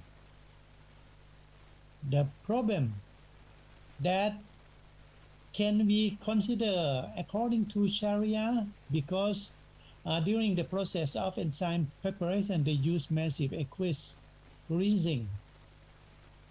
Can we consider as istilak? And a chemical structure transforming can be considered as istihala. Anyway, we don't have the opportunity to discuss with the ulama and consumer, because finally this kind of enzyme finally is not allowed to use. The meaning of this situation was that science and technology are more concerned in the era of modern complicated food industry. It means that the society in Indonesia or even in Thailand or other Muslim countries really need one specific scientist that we call later as halal scientists. It means the Muslim with well knowledge of both science and Sharia. Sometimes in Thailand we call this the way of Majma' al-Bahroy, the place that two kind of knowledges combine together. We need halal scientists to participate in halal standardization process in order to assist ulama or Islamic scholar to ensure judge the halalness status of the raw material processes and also the product. We really need some kind of halal scientists. Okay, there's another case recently. It's about the case of COVID-19 vaccine production. This case is happened in Indonesia and Thailand, the southern, especially the southern border provinces during the pandemic of COVID. Why the consumer so panic about the COVID vaccine? They found that, not the rumor, as the fact, that the vaccine probably use some kind of protein that we call trypsin. And trypsin have the many sources. They may come from the sea fish or crustacean or GM corn, bovine, recombinant plant, or exclusively from pig. This is finally make the consumer panic. During the process of the trypsin, if the vaccine preparation, they have the trypsin involvement, transform trypsin by using EDTA, and they have the process of the massive aqueous cleansing, and also the chemical structure transforming. Can we consider as istilac or istihala, as I previously mentioned? Finally, they have the viral vector, and then even it's not the use of the process of istila or istihala can be considered as darurah, because it really it's essential to use. This is we don't have the opportunity to discuss. We discussed with some physicians and also some scientists, and even with some ulama in Thailand, but no opportunity to discuss with the ulama from foreign countries. Can we consider, and we use the term istihala or istilak or even darurah for considering this kind of problem? The same, we need the assistance of halal scientists, the one who can link the knowledge between science, medical field, together with the Sharia, especially for the knowledge of the ulama. It means that we really need the group of halal scientists to work closely with the ulama. And in Thailand, in the year of 2004, the government finally realized the significance of the science and technology, and finally established the Halal Science Center at Chulalongkorn University.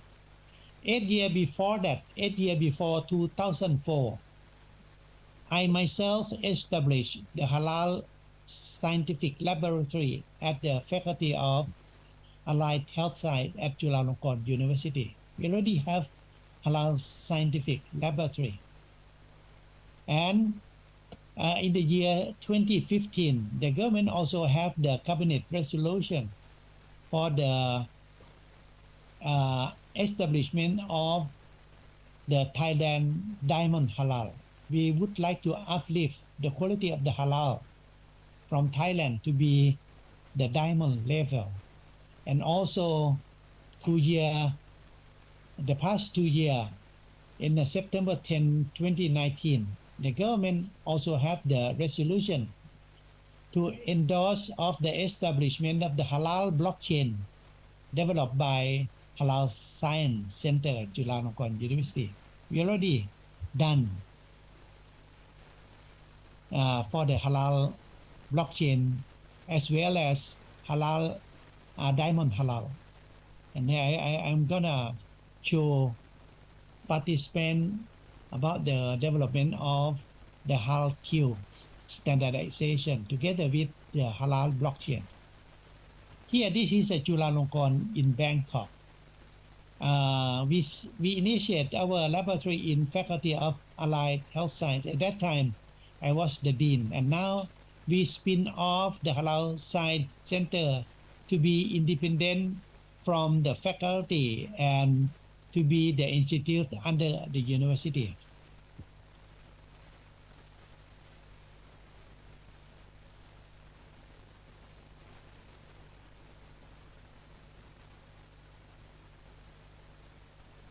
Halal Science Center, we have 4 offices In Bangkok, the same place as the laboratory, we have a quite big laboratory.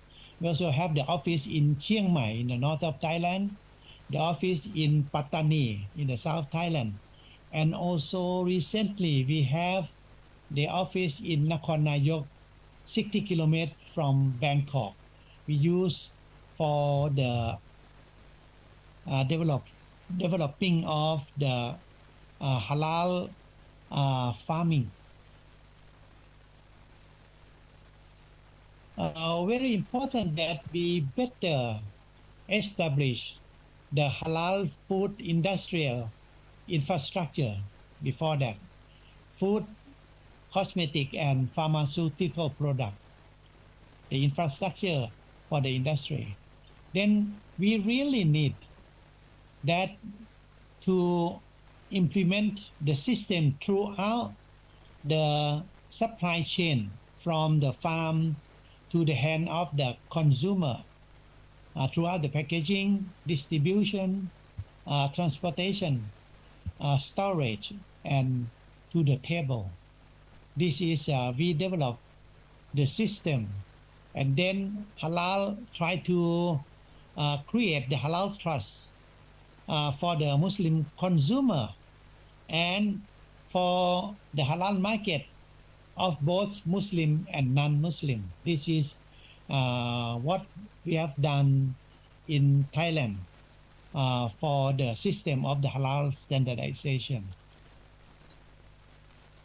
Halal is Islam. Then we really need to understand about the Al-Quran. We have the 5 ayah here from the Al-Ahla ayah 8. Yeah, Allah subhanahu wa ta'ala said, we will facilitate for you the way of ease. وَنُيَسِّرُكَ لِلْيُسْرَى. This is very important, that everything we're gonna do must be in the easy way, not to make the complication for the consumer to understand. And the first, we better to understand about the purpose of the halal and tayyib. Yeah, in Al-Baqarah 168, Ya ayuhan nas kulu mimma fil ardi halalan tayyiban wa la tattabi'u khutuwati syaitan innahu lakum aduwwum mubin. We better select only halal and tayyib food. This is very important, that we consider for ourselves. But if we have to consider for other people, like that Islamic organization, we certify halal to industry. This is for preparing the product for other people. We better use Yunus, ayah 59. It means that if we have to clarify this is halal or not halal, Allah asks, has Allah permitted you, or you invent about Allah? This is very serious. If we don't know how to justify whether it's halal or haram, don't do it. We better know exactly what the halal and what the haram. Then if we don't know, then we go to Al-Anbiya, ayah 7. وَمَا أَرْسَلْنَا قَبْلَكَ إِلَّا رِجَالًا نُوحِي إِلَيْهِمْ فَاسْأَلُوا أَهْلَ الذِّكْرِ إِن كُنتُمْ لَا تَعْلَمُونَ. If we don't know, ask the one who know. In Al-Quran, the one who know or the knower, Al-Quran use the word az-zikri. Who is the az-zikri? Then maybe possibly mentioned in Al-Kahf, ayah 60. وَإِذْ قَالَ مُوسَى لِفَتَاهُ لَا أَبْرَحُ حَتَّى أَبْلُغَ مَجْمَعَ الْبَحْرَيْنِ أَوْ أَمْضِيَ حُقُبًا. possibly mean the azikri, the place where two sea combine together, or the people who knowledge combine together, science together with Sharia. It means that we better need the scientists who understand well the Sharia to assist the ulama, not do for himself, but to assist ulama. And this is the definition for halal science, the knowledge in field of science and technology in accordance with Sharia for provision of output which non-conflicting to Islamic principles. This is, we have to find the knowledge in science that not conflict to Sharia. This is the halal science. And then we better have the literacy to understand well about the knowledge of halal science.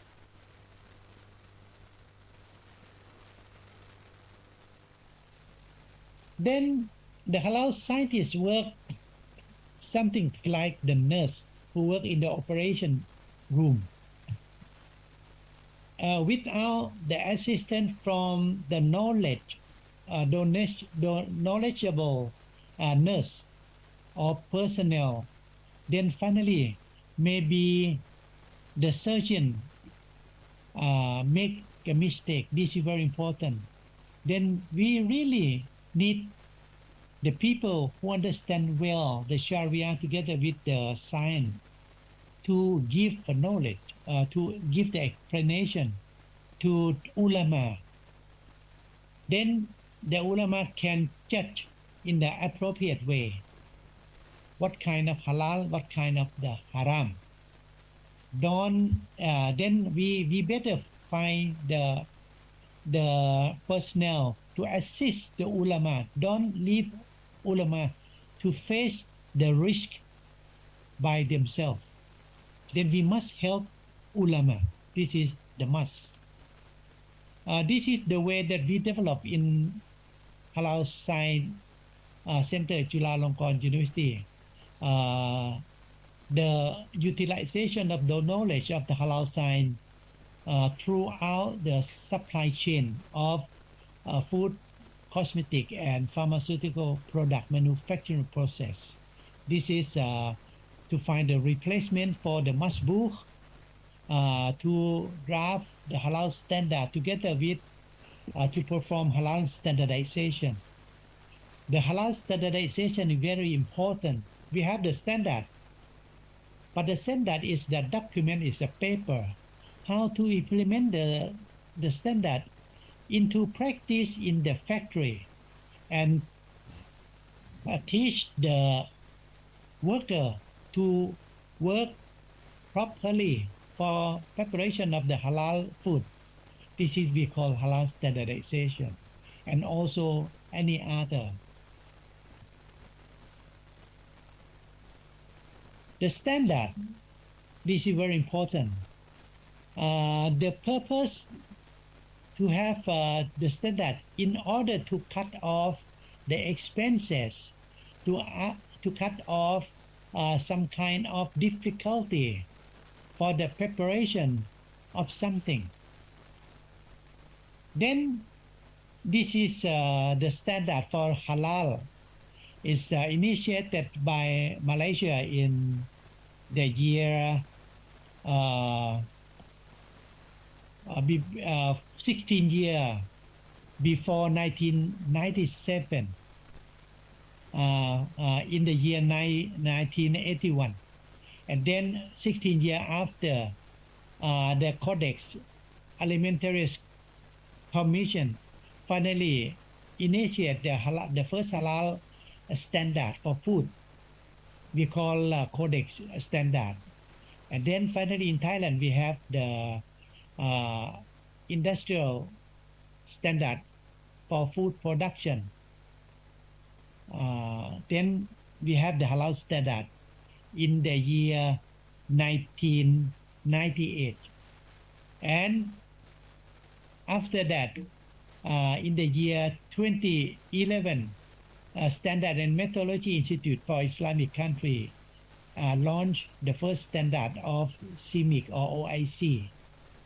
Now we have the standard of OIC. How to implement the standard into practice in the factory. In Thailand, we call HALQ, and we develop more. Finally, we call it HALQ Plus. This is developed by Halal Science Center and backed up by the HP system, also the ICCSCP, Hazard Analysis and Critical Control Point. It comprises of 4 phases. The first is the classroom training. It's classroom training for the people working in the factory. And the second phase is a document and production site inspection. We send scientists together with ulama to inspect in the production site together with the investigation of all document on document. Then the third phase, we observe together, we instruct the worker who work in the production site. We give the consultation, and here we use for 3 kind of the innovation that we develop in Halal Science Center. The first, H number, halal number. We use our laboratory that we call HAFO lab, Halal Forensic Laboratory. We analyze 188,731 samples throughout the near 18 years. Throughout the 18 years. Then we use all data and tabulate it. And finally, we develop the H number system. We call H number. This is we received award from the government in the year 2013 and the year 2019. And we also develop some kind of detergent we call cleansing the clay colloidal liquid. This is in accordance with the Sharia. We develop the clay and use in the manufacturing places. And we also develop the Halal Forensic Laboratory. We develop 4 techniques. And finally, our laboratory have the standard of ISO IC 17025 version of 2017. And in the year 2006, we received award for the HALQ system from the Prime Minister of Malaysia. This is we received a Sir Award. Then we implement the system in 1,112 factories countrywide. 89% are food, 11% are non-food, including pharmaceutical, together with the cosmetic. And this is covering 158,823 workers working in those factories. And the fourth phase is the evaluation. We honor all factory the HALQ certificate. And this is not the halal accreditation. It's not our duty. And finally, all the manufacturer ready to have the halal accreditation by the Central Islamic Council of Thailand. This is finally we convey on responsibility to CICOT or Central Islamic Council of Thailand. This is the way we have done for our work of HALQ Plus. We spent 2 to 3 months, but at the beginning we spent 2 years per one factory, and we develop more and more until now we can accomplish in 2 months. And this is the laboratory that we develop. And finally, this we can call it innovation, because before that there is no laboratory available for the halal assessment. We develop 4 techniques. For example, gelatin collagen analysis, lipid analysis, DNA analysis, ethyl alcohol analysis, and also protein analysis. And we also develop a kind of the DNA laboratory for detecting at the same time simultaneously 9 species of haram animal, and we patented in Japan. This is the laboratory. We have 2,000 square meters of area, 200 pieces of scientific equipment, 35 halal scientists, together with 7 PhD staff. And we develop many publications and also the technique for halal detection. This is our laboratory. We finally received ISO IEC 17025 together with ISO 9001 2008. We developed many techniques for hormone, alcohol, porcine, diglyceride, monoglyceride, heavy metal by ICP, porcine protein by LC, triple quad, MS, and QTOF. And this is the way that we develop the book of H number. You see, the H number finally fatwa by the Sheikh al-Islam Committee. This is can be used not only for halal manufacturing process, also for the plant-based product. You see, because finally we can make it clear that it contains no animal substitutes. And this is how to develop the clay liquid. We work closely with ulama from the committee of the Bangkok, Islamic Committee of Bangkok. And we published the paper in International Journal of Cosmetic Science in the year 2009. And this is algorithmic design for developing of diamond halal blockchain. This is from the HALQ on the top. And finally, this is the laboratory analysis from the second. Finally, we lock or each step by using non-fungible token NFT. And from NFT, finally, we develop Thailand Diamond Halal blockchain.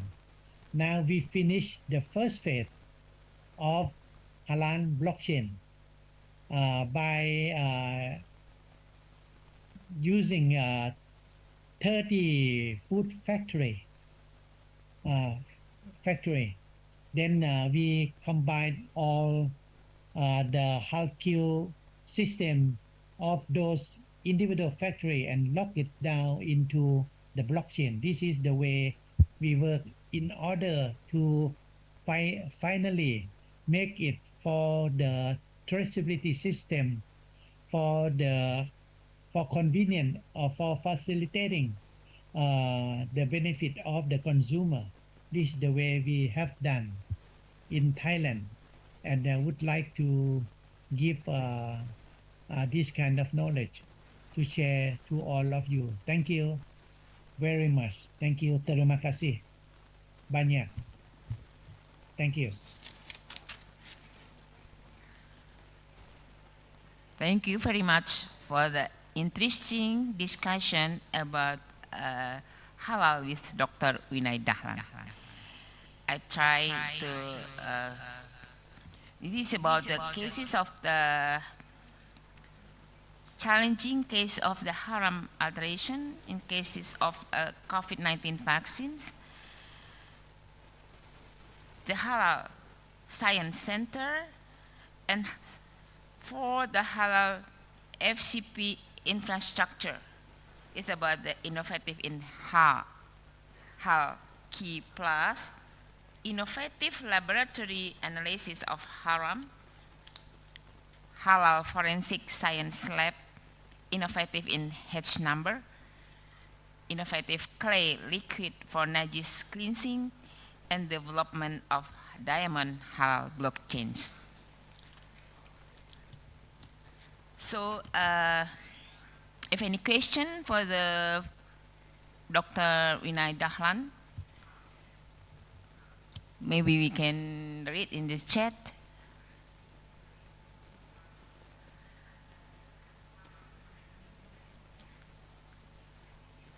Okay, if no questions, we close the session. Thank you for Dr. Vinay Dahlan for the nice presentation.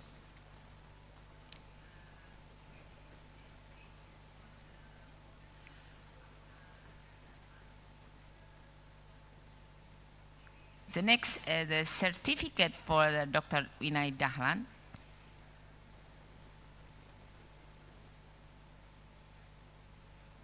As the speakers. So this is a certificate appreciation for Associate Professor Dr. Vinay Dahlan. Thank you for attending this conference.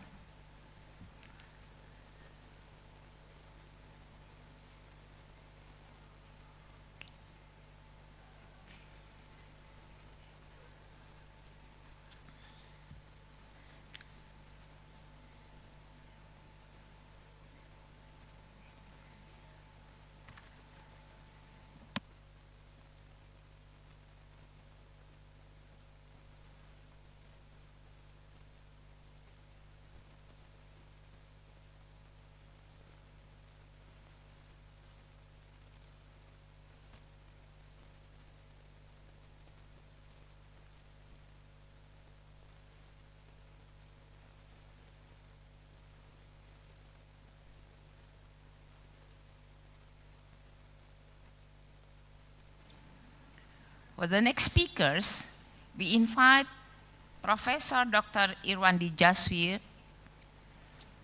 as a speaker 3 in this morning. Okay, welcome, Professor Irwandi. I would like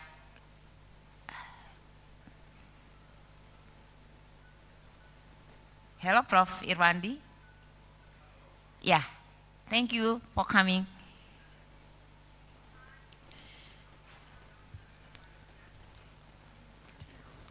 I would like to inform about the curriculum vitae of Professor Dr. Irwandi Jaswir. Prof. Irwandi Jaswir is Nobel Prize of Muslim Work from King Faisal International Prize Laureate 2018.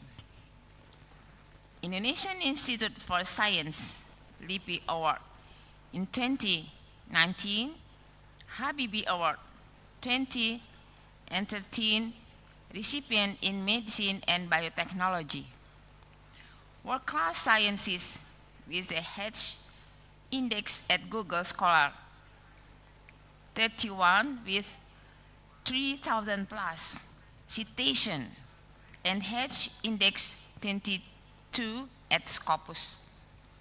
Asia Pacific Young Scientist Award by Scopus in 2010, having more than 200 publications in international indexes journals, 40 books and book chapters, and have the 7 patents. Also Kedereka Matching Fund Awardee 2021, former Director and Deputy Dean in International Institute for Halal Research and Training, International Islamic University, Malaysia, Secretary, Council of Professor, International Islamic University, Malaysia, and now as a professor in Fakultas Farmasi, Universitas Ahmad Dahlan, and also consultant Saudi Food and Drug Authority from 2019 until present, and consultant Aladdin Group, a halal e-commerce company, 2018 until present, and leading consultant Haibara Group, a halal poultry company, Singapore and Korea, 2018 until present. Prof. Irwandi, time is yours.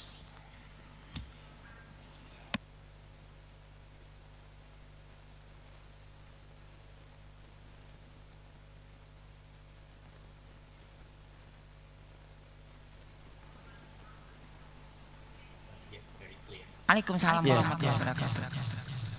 Yeah, first of all, I would like to thank Professor Marlina for your kind introduction. Thank you very much for the organizing committee of ICCSCP 2023 Faculty of Pharmacy, Universitas Andalas.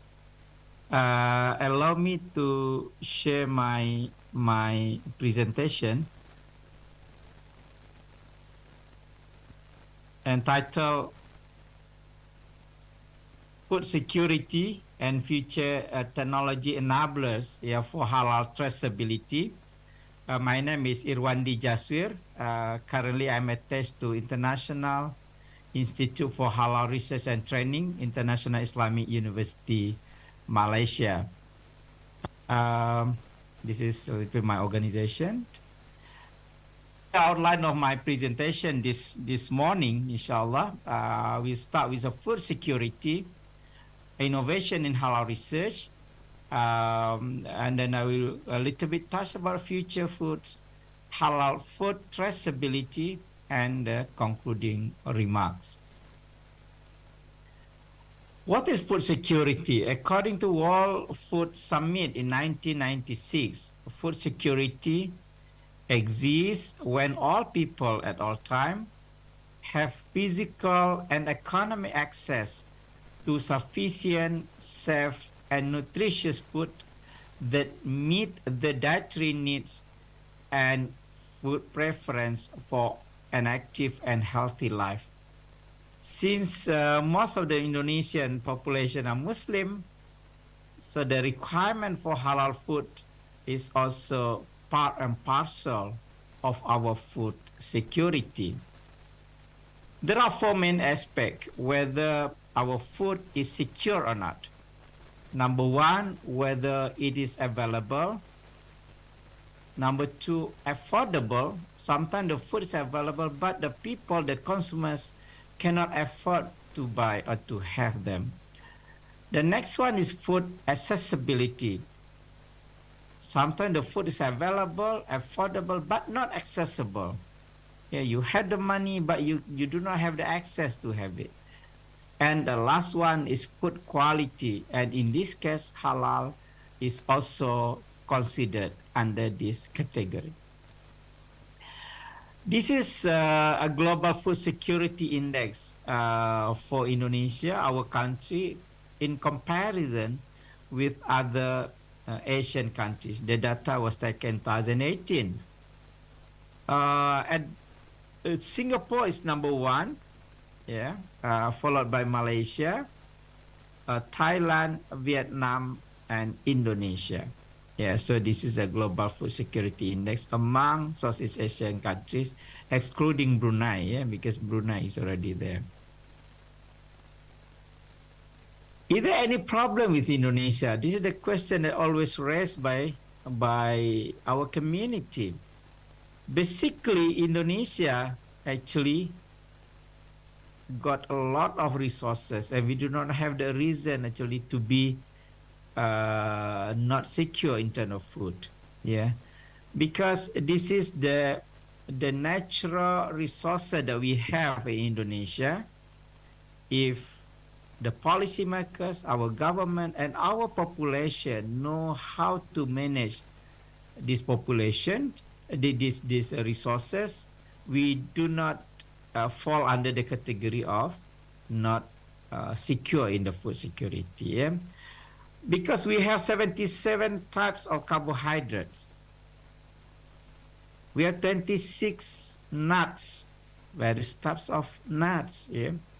In terms of fruit, there are 389 types of fruits in Indonesia.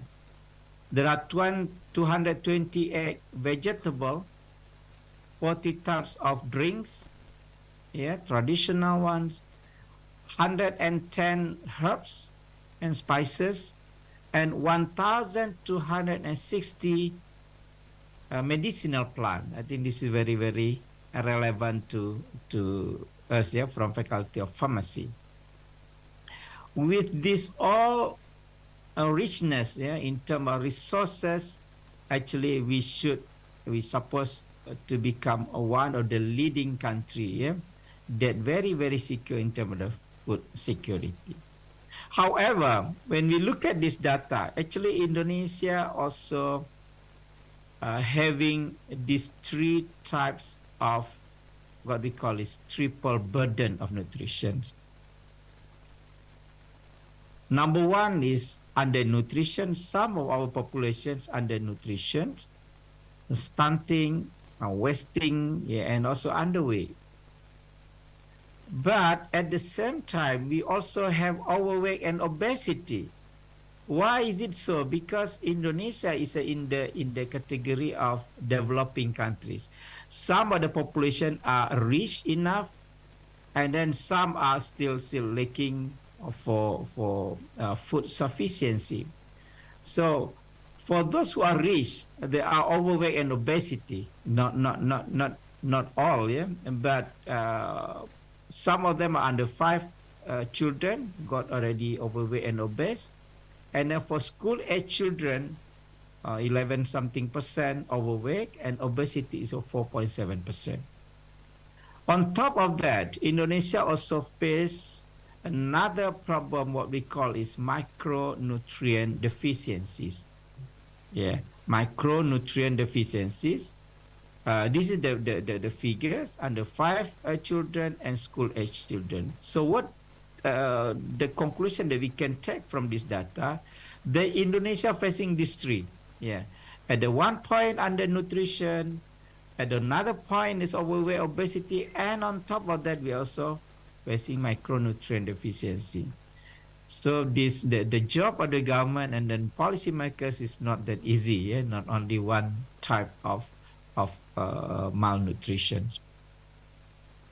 So that in terms of food processing technology, we had to be more creative. Yeah, we had to utilize modern processing technology to ensure food safety and security.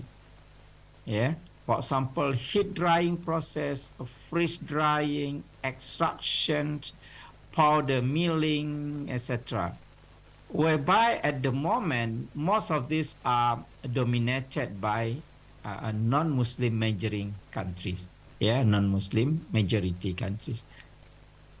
I try to relate to the halal industry because in terms of food security, halal is one of the criteria for the country, for Muslim majority countries.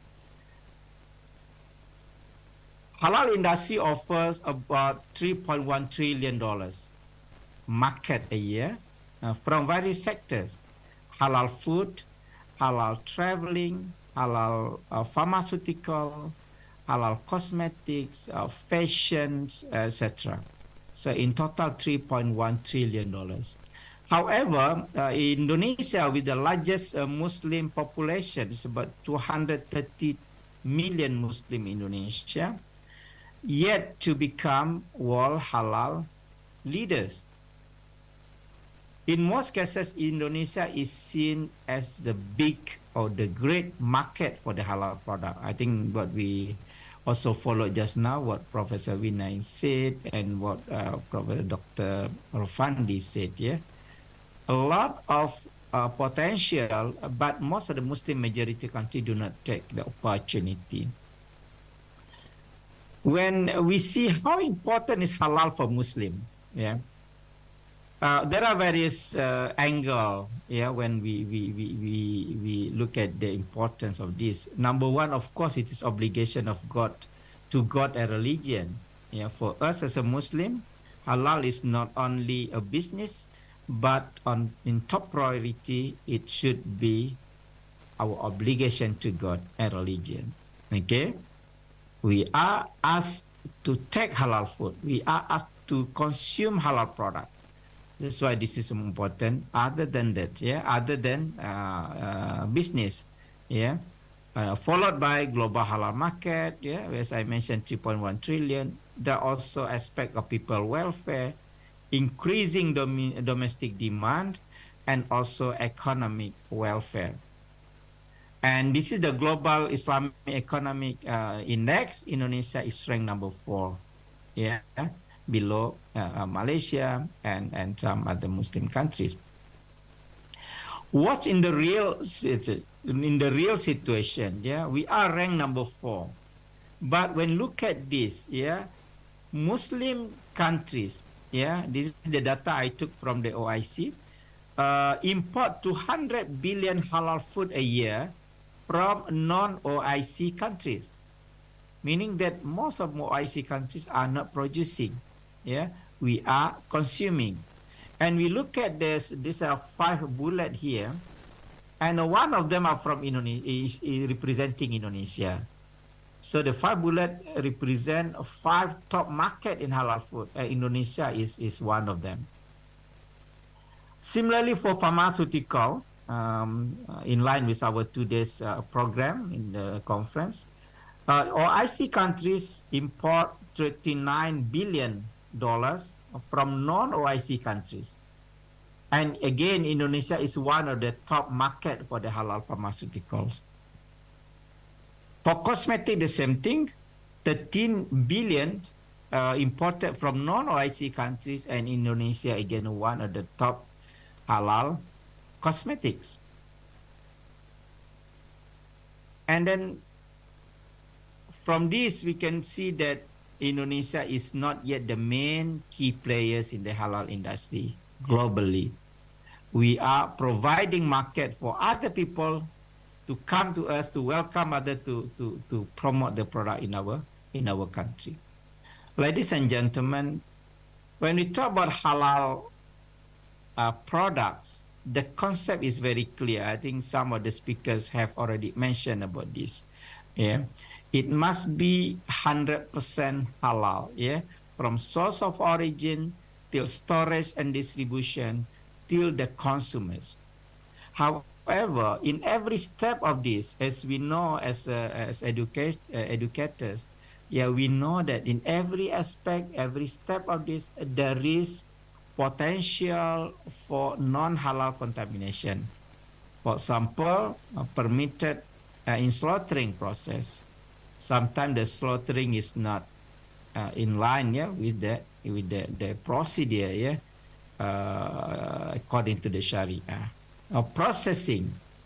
Once we visited one place in Europe, yeah, they produce halal gelatin 1 month, and then the following month they produce a non-halal gelatin using the same instrumentation and production line. Yeah, ingredient as additive, this is the same thing. In food science, for example, there are more than 500 types of food ingredients added purposely during the food production in the small and very, very small quantities. I think similarly to to pharmaceutical. Yeah, there are ingredients that's only added in ppm, a part per million, or ppb, part per billions, and it is a challenge for us to authenticate. Yeah, how to determine whether it exists in the product or not. This is one of the example, ingredients additive from pigs and its byproducts. Pork, for example, lard and gelatin. We know gelatin, I think all types of product use gelatin as one of the ingredients. Food, for example, cosmetics, all item of cosmetic contain gelatin. And pharmaceutical, hard capsule, for example, 65% of the hard capsule must be gelatin. And while the gelatin available in the world market, 60% are non-halal. 65% gelatin is derived from pig bone and skin, while another 25% derived from halal animal but not slaughtered according to Islam. Similarly for enzyme, and just now Prof. Vinay mentioned about the trypsin, okay, also rennet, pepsin, sometimes not halal. Emulsifier, intoxicants. In some country in the US, for example, blood is also used as a food ingredient. It's a source of the protein. And then we are talking about GMO, GMF nowadays. Then the question is whether the media used to develop the microbial in the GM halal or not. And safety and quality aspects, because halal is always followed by Thayyiban. Now, a lot of research has been done to answer these questions. Why Indonesia is not measuring country? And then for us as scientists, as researchers in the universities, the question is whether we have a capability, innovation capability or not. Whether the research we have conducted already answering the demand that industry need or not. So this is the questions. When we look at this graph, Korea, 81% of the research conducted by the researchers are meeting the demand of the industry. The longer the blue that you see in this graph is better. Japan 73%, Denmark 63%. This is one of the example. While in Malaysia only 21% of the research done by the researchers are meeting the needs of the industry. The needs of the industry. The rest, 71% still in red. Red means still for the sake of the higher education needs only, in the form of papers, in the form of the books, for example, or for the report in the library only. So this is the situation in Malaysia. 21% only the research done for business entrepreneurs and industry. Unfortunately, I don't have the data for Indonesia, but we can predict it's probably more or less the same as Malaysia. So for the trend halal traceability research, I would say there are three things that we need to focus on in the future. Number one is data science. Some countries, very selected countries like Singapore, for example, they already started that halal certification is not only to see the status in the end products. For example, slaughtering, whether the animal is slaughtered according to Islam or not. Not only is that, not enough, but they also need to see whether you treat the animal while they are alive, well or not. So that's why we need the data science, traceback, big data, and then also blockchain, etc. So this is the more advanced the country is, the more demand in terms of halal industry. The second one that we need is we need to develop device for halal rapid tests. For example, now we buy cosmetic, we buy pharmaceutical, but whether the one that we buy is halal or not. We cannot wait until the result, they say we send to the lab, but it takes 2 weeks sometimes. Yeah. People want the answer at the moment, yeah, immediately. So that's why we need to develop device for halal rapid test. Some of the device available in the market now developed by non-Muslim majority country, again, like Germany or Russia, etc. And then the third one is halal authentication of product in digital platform. Yeah. Many because our life is much more easier now. Everything is digital, online purchasing, etc. But what about the halalness, yeah? The halal status of the products? Another challenge, yeah, for us in the future, what we call is future foods, yeah, future food. Some of the country now in the world already produce meat in the lab, for example. In the laboratory, they produce meat. They just develop, yes, from certain DNA transfer into certain media, and then they develop meat. Yeah, some country already done this. And then the question is that the halal status. So many things become unclear now and unsafe for us as a Muslim, yeah, whether the product that we use is halal or not. Among the future foods is that insects, insects, and then various type of insects, and then the cultured meat, as I mentioned, microprotein, chlorella, etc. Some are halal, but some are still unclear, or some are waiting, yeah, for the fatwa to be released. In 2020, I and my team we produced one book, yeah, food ingredient with halal critical points in many Muslim countries. Yeah, I produced in Indonesia, and this is actually not only food ingredient, because some of the ingredients are also used for cosmetic and pharmaceuticals. Number one is gelatin. Indonesia import 100 billion rupiah a year for gelatin. Flavors, oleoresin, seasoning, enzyme, food colorant, antioxidant, emulsifier, etc. All these things are imported. Yeah, in Indonesian scenario, we import a lot. However, through our research, we found that we have the raw material for these ingredients. Yeah, gelatin, flavors, oleoresin, seasoning. We all, yeah, have these ingredients. However, none of our entrepreneurs interested to produce ourselves. Yeah, to produce this. Another research, yeah, that we conducted extensively in our laboratory in Malaysia is on halal authentication. We use a various type of instrumentation to detect non-halal contamination, such as Fourier transfer infrared spectroscopy, electronic nose differential scanning, calorimetry. We use molecular biology technique such as DNA and ELISA, and chromatography, GC, GC-TOF, HPLC, GC-MES, etc. And biopotential telemetry, especially this one for slaughtering process.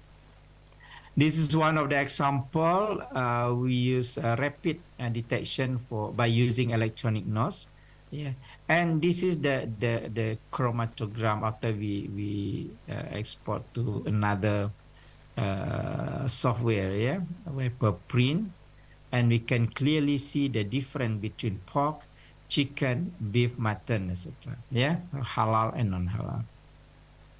For molecular biology techniques, one of the findings is that to distinguish a pork, you see here very clear, compared to chicken and beef. For example, chicken and beef halal animal, the spectrum is very flat. But for pork, it increases after some time. Yeah. And this technique we use for one of the project in one of the Middle East countries in 2017.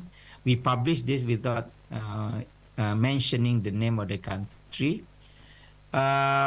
We are asked to do screening, the food available in that country.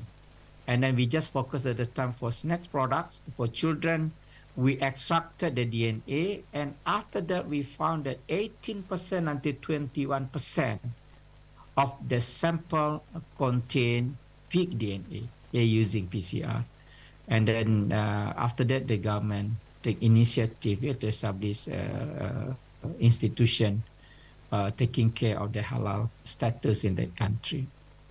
Another study is when we distinguish alcohol from khamar. According to the fatwa, alcohol originally is allowed,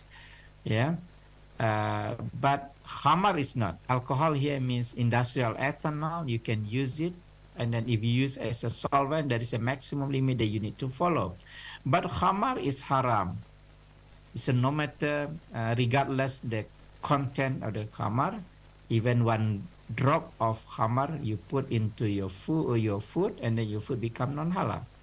So we studied this, and then we found that using GC TOF MS, and we can see the difference between industrial ethanol 95% compared to red wine, cooking wine, white wine, which are non-halal. So we can distinguish this. Again, gelatin is one of the most critical ingredients for food, cosmetic, and pharmaceutical. And then we conducted a lot of research on this. And then, for example, in collaboration with Universitas Indonesia, we studied the gelatin for pharmaceutical products. We produce capsule using gelatin dari kulit kambing from kulit kambing etawa in Central Java. And then the fish gelatin, and then also the camel gelatin project in collaboration with King Saud University. Currently, a few of my students working on that encapsulation of bioactive peptide using gelatin nanoparticle. So we use our halal gelatin as a nanoparticle material. This is some picture only, workshop on halal gelatin in Middle East country. And this is our pilot plant of gelatin and derivative. With advancement of enzyme technology, now we can cut between collagen and gelatin, we can cut wherever we like. And then many products now, in the past only, what we know is only collagen, either collagen or gelatin. But now with enzyme technology, we can have various type of product, and depends on the product what they like. Not only collagen, gelatin, but the product in the middle also can be used now by the industry. This is our involvement in the Aladdin group. This is e-commerce. But again, the technology, how to ensure that the product sold in the e-commerce halal without doubt. So this is with this challenge for us. Again, there's blockchain technology and halal standard. It need to be in line with each other. Another issue in Indonesia is the harmonizing halal standard. Harmonizing halal standard. Some of the standard, some of the product in the past, you need to get 2 or 3 halal logos, in order for you to distribute your product worldwide.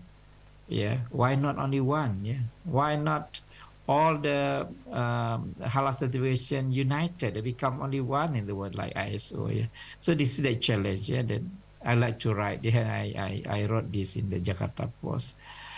This is a Nablus technology, as according to the IPO. We see that what the trend for the technology now until 30-50 years ahead. If you look at this, about 6 of them related to IT and AI. So, and halal also need to follow this. So if you like to get involved in halal research, please include this technology related to IT, related to big data, not only the simple authentication only, but what the challenge in the future. I think this is my last slide. I would like to invite everyone here to submit your article to International Journal of Halal Research, IJ Halal ORG, whereby I serve as a editor for this, and then inshallah this journal is now under review of Scopus to be indexed by them. Thank you very much. I return back to Professor Malina. Assalamualaikum. Waalaikumsalam warahmatullahi wabarakatuh. Very nice presentation from Professor Irwandi. I tried to this is talking about the food security, food safety technology, and the trend in authentication and in research about the halal, and also is now have the journal for halal. I tried to read the question from Zoma, Universitas Andalas. Would like to ask to Prof. Irwandi how we pursue Indonesian market to develop halal industry with the benefit of halal certificate, while there is a resistance with the Indonesia own community who said halal certificate just part of capitalism because it need the paying the halal certificate.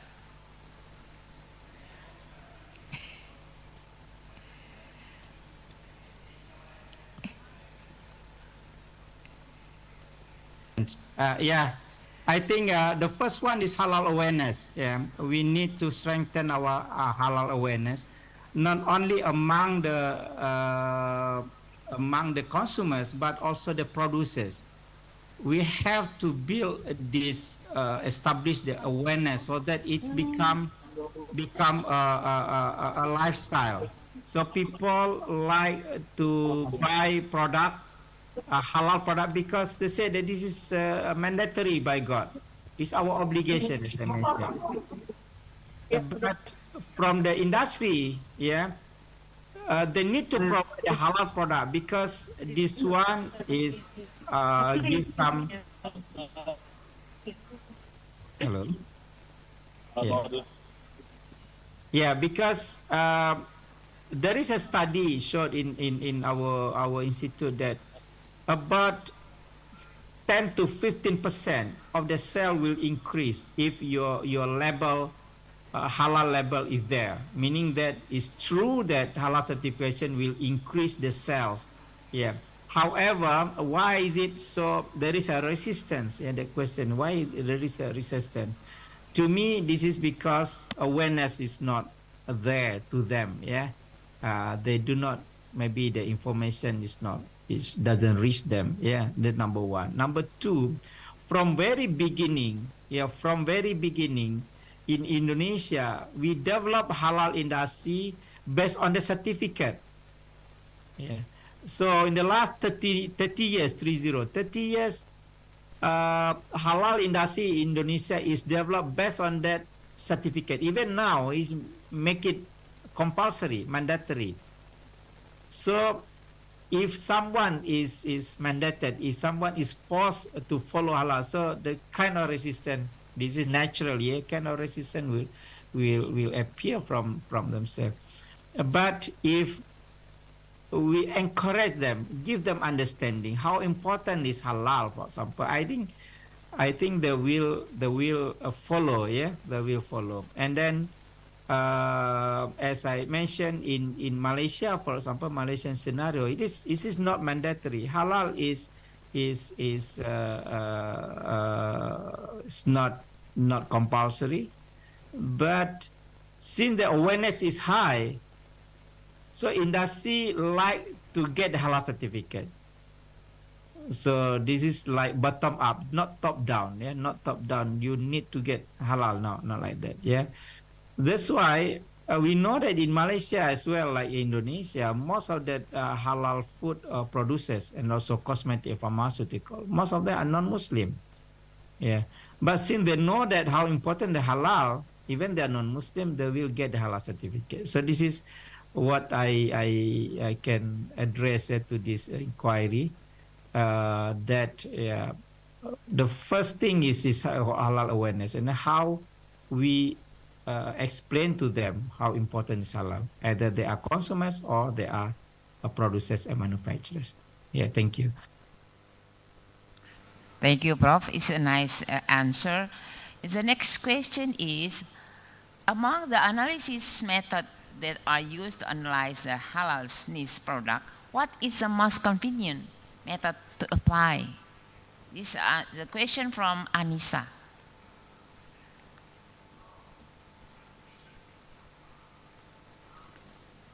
Hello, Prof. Hello, Prof. Yeah, yes. Can you repeat again, yeah, Prof? Okay.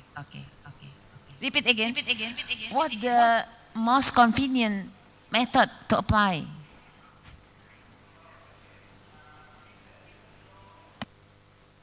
Can fit to all. So method that we use for halal authentication basically depends on what kind of products, how and what kind of products, and then what the quantity, for example. Yeah. If the product is a lot, monitoring, you need to do a routine work. I think you can use HDR, infrared, because infrared you can get the result within a minute, and a lot of sample can be run a day. But if there is a certain case, and then the case already brought to court, for example, to pengadilan, to mahkamah, I think PCR is the most suitable one. But PCR is quite expensive. In our lab, we charge about 500 ringgit for one sample. And then it takes some time to get the result. So this is depends. No single method that's suitable for all. Yeah. If your sample more toward fatty acid issue, I think GC-MES, GC-TOF is more suitable. But when we talk about the pig DNA in gelatin, I think PCR is also okay.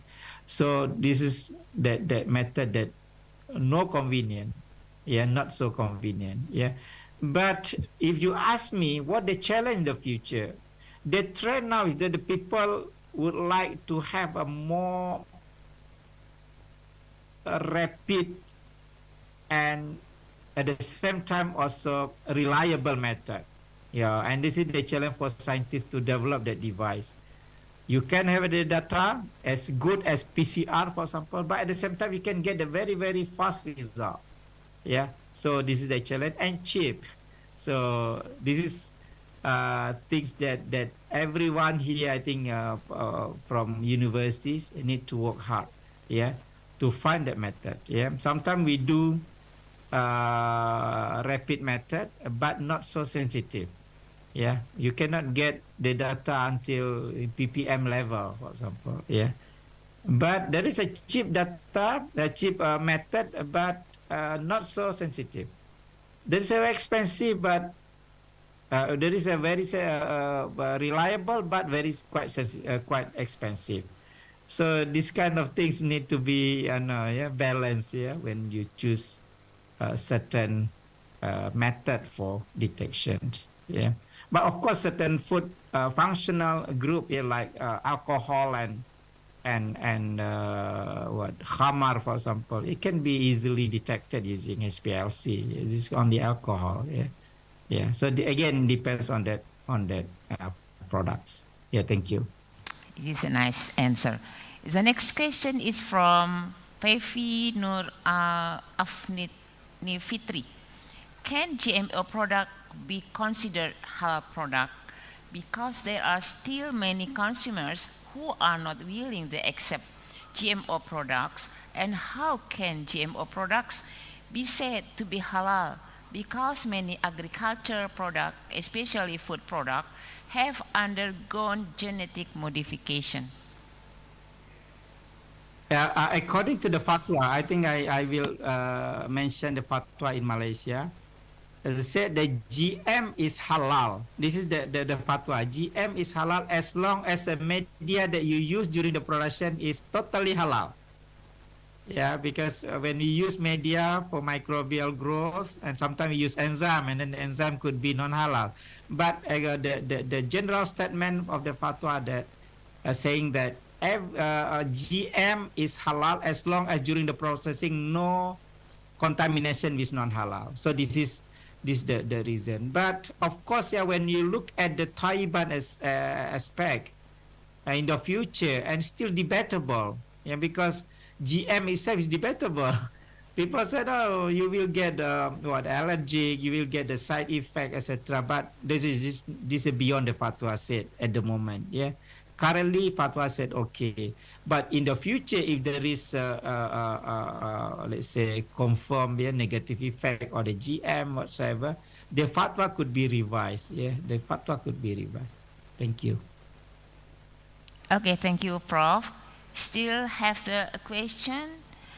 Maybe we go from Ibu Suryati, the right hand. Bu Suryati, please, your time to ask. Okay, thank you, Prof. Marina. Thank you, Prof. Irwandi, for the nice presentations. I have two questions, Prof. The first one, regarding that, you say that Indonesia in the rank of 5 of halal industrial players. So we as academicians, what is the strategy to increase this halal industry? Yeah. And the first one, the second one, sorry, I found in one website and also one on the webinar, I found that is the future products, future food called as solar in, I think. This is an innovation from solar food industry, which is originating from the microbial sources. So how we as Muslims regarding this solar in, is it can be accepted, or is it any is it any evidence that say this soil is safe for us, or is it halal or something like that? Okay, thank you for your Thank you for the question. Ibu Suryati. Your first question is about the ranking Islamic index. Economy index. Indonesia is ranked number 4 now. But this one is already a big jump. In the past, I think 3-4 years ago, Indonesia was ranked number 10 or 11 for many years. I think more than 10 years we were ranking 10, 11 or 9. Only 2-3 years ago, Indonesia jumped into ranking number 5, now number 4. One of the main criteria in terms of the ranking is that the government attention, initiative of the government to help the industry. And this is the reason why Malaysia is ranked number 1, because all the halal ecosystem in Malaysia is very well established. And then the government always support the initiative halal. And no matter what your ministry and your agency name it, all agency in Malaysia got initiative to halal. So if you want to improve the ranking, I think the more initiative need to be done by the government. And then, but the question is not only about the ranking, but also in terms of economic benefit. As always, also criticized in Malaysia. Malaysia is ranking number 1, but how much actually Malaysia gain the benefit from the halal industry with the rank number 1? Sometimes we are ranked number 1 because of the criteria in favor of us, but in terms of economic benefit, we do not get that much. Some critics in Malaysia said that even Thailand, with only 5 Muslim population, got a lot of benefits from the halal industry. With the right strategy, marketing, etc. And then Australia, New Zealand, with focusing on meat, halal meat, they got a lot of profit benefits. And then poultry from Brazil, they're non-Muslim majority country, but they focus on that halal meat. And then similarly nowadays in Korea with the cosmetic, etc. So I think the strategy is government put emphasis on halal. Hopefully the next government 2024 still focusing on halal. Second is that to strengthen our halal industry itself. So these two must be done concurrently. And then second is for your question about the future foods. I think it's about challenging, and then for honestly speaking, that many fatwa agency at the moment have not released any fatwa on future food yet. Yeah, still because they're still in the process. Yeah, and then but previous fatwa, one thing that I still remember, previous fatwa said that any products, for including just now GMO or biotechnology products, yeah, the issue as long as there is no contamination with non-halal ingredient is acceptable. With regard to microbial, the sulfur microbial in the beginning we do not after we extract, we isolate the microbes, and then we grow in certain media is enough. We don't need to think about what the source of the media, from very beginning, but only after that, because after we isolate, normally we we clean the media, we clean the microbials, in order to produce certain ingredient that we want or certain product that we want. So I'm not quite familiar with the product that you mentioned just now, but with this principle, as long as there is no contamination, should be fine. And I hope, and I think we can also apply to this product. So while waiting for the fatwa to come, either from Malaysia or from Indonesia or from Middle East. Thank you. Thank you, Prof. Irwandi. I think it's the last question from Rizky Yulion Stikas, Jambi. It's a very interesting, the whole discussion that Prof. convened. There is a fundamental difference between alcohol and khamar. In addition to the type of use or mixing into food, are there other aspects of Prof? For pork detection, is there a fast and reliable type of detection that can be used that is mobile? Pak Rizky Yulion. The fundamental difference between alcohol and khamar is the sources. Alcohol or industrial ethanol is derived from petrochemical pathway. So meaning that from earth, industrial ethanol. And then the one that we produce is ethanol. And according to the fatwa in Indonesia, you can use industrial ethanol, of course the food grade, don't use it, the industrial ethanol from lab, the food grade industrial ethanol, you can use this as a solvent, because some of the bioactive compound only soluble in ethanol. You can use this up to 0.5%, but with the condition that it is not detectable in the final product. So this is the condition. You can use up to 0.5% as a solvent, but not detectable. I think it's easily undetectable because alcohol normally evaporated during the process. While khamar is derived or extracted from fermentation of fruits or carbohydrates. We call khamar. Regardless the sources, for example, rice in Japan, they produce sake, grapes produce wine, and then other carbohydrate, and then produce alcohol, produce beer, etc. So for this khamar, it is regardless the concentration or dosage, it is haram, So, and then even one drop, you go to the Italian restaurant, for example, most of the pasta are having wine, cooking wine. It is haram, even though only one drop as a flavor. Okay.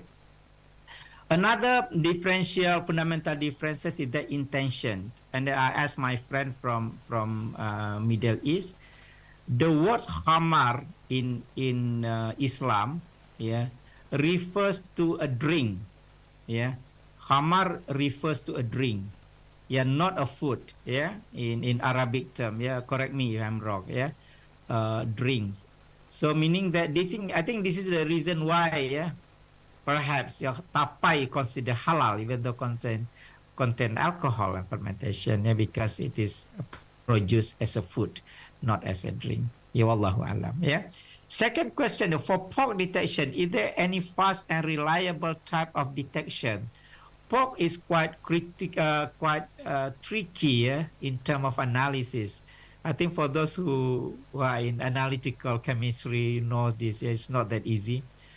For example, fatty acid profile, yeah, for fats from pig, yeah, lard, and then the fat from other halal animal. Sometimes the differences only in the triglyceride at the second fatty acid, yeah, and it is not exist and not exist, but in terms of only the difference in terms of percentage. Yeah, for example, there are certain fatty acid that in pig or lard very much a certain percentage, about 80% of this fatty acid, but in chicken or lamb, for example, only 20%. If you do statistical analysis, is significantly different, but we cannot take this as the method for detection because it's still there, even though only 20% or even though 80%. Yeah, because why? In the final product, some of the fatty acid mix with vegetable oil, with the various type of. So this is challenge. Yeah. So if you ask me, is there any fast and reliable? At the moment, there is test kit, yeah, for pork in the market, produced by Germany and Russia. Yeah, but it is still not 100% reliable. Yeah, I think 85% or 95%. Yeah, still there are 10% unsure. Yeah, but if you get it is positive, but confirm it is haram. Yeah, but if you still negative, but there are 10% chance, yeah, that it could be also positive. So this is, but the study is still going on. Yeah, yeah. So this is ending. I think we are from university need to get into this. Yeah, we have to get involved in this type of research. Thank you. Thank you very much for nice answer from Professor Irwandi. Okay, the next session is to give the certificate for Professor Irwandi Jaswir.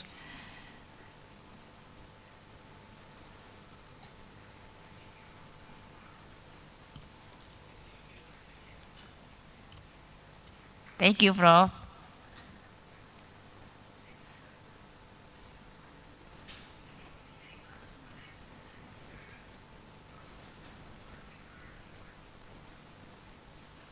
Okay, this is a certificate of appreciation for Professor Dr. Irwandi Jaswir as a speaker.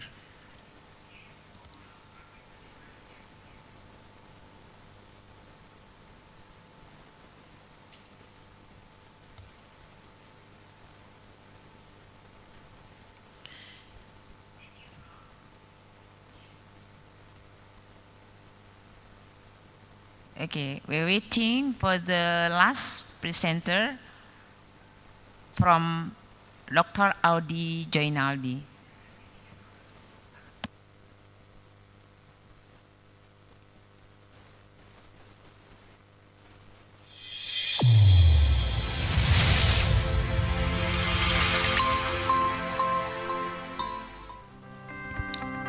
Faculty of Pharmacy, Universitas Andalas is one of the best faculties out of 15 faculties at Universitas Andalas. The Faculty of Pharmacy is located around 255 meters above sea level, thus providing a comfortable atmosphere for learning and developing science and technology for the glory of the nation.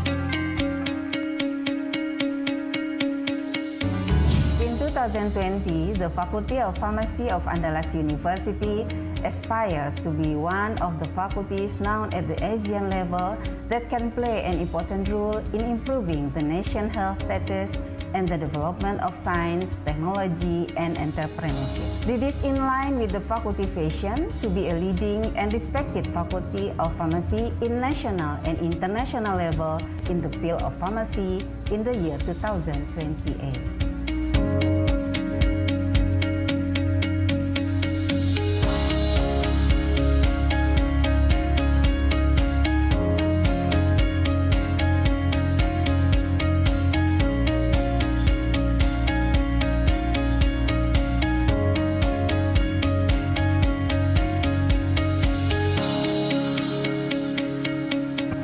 Faculty of Pharmacy was established in 2008, which is the milestone of the long history of pharmacy study program established in 1964 under Faculty Exact Science and Natural Science.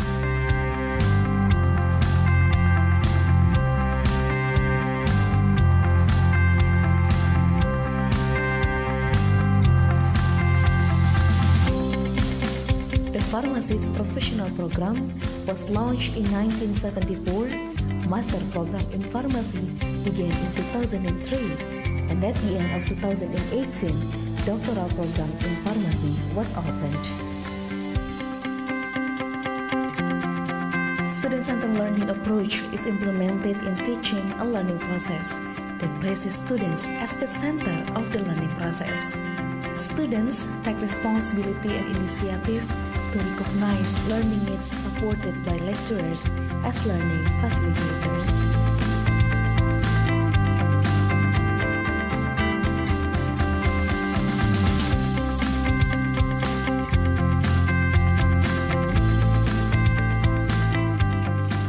In 2035, the biotechnology market share could reach 40%. For this reason, the Faculty of Pharmacy collaborates with partners from Korea to develop biotechnology. Kami Fakultas Farmasi menyelenggarakan pendidikan dan penelitian kefarmasian yang bermutu untuk meningkatkan derajat kesehatan masyarakat demi kejayaan bangsa. In accordance with the mission of the faculty to conduct quality education and research in the field of natural products.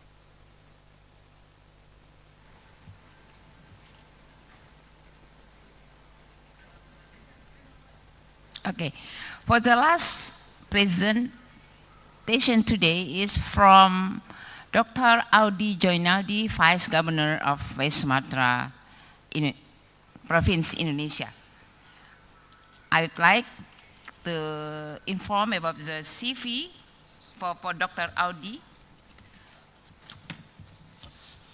Dr. Audi has a bachelor from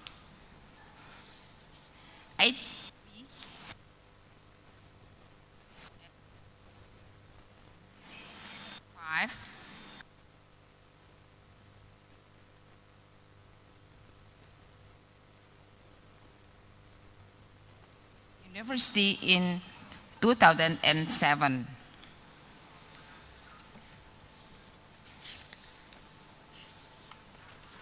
So many education from Dr. Audi. They have the engineer from the University Gajah Mada, IPM from Persatuan Insinyur Indonesia, ASEAN Inc. from ASEAN Federation Engineering Organization in 2019, and ongoing for MIP in Andalas University. Dr. Audi, time is yours.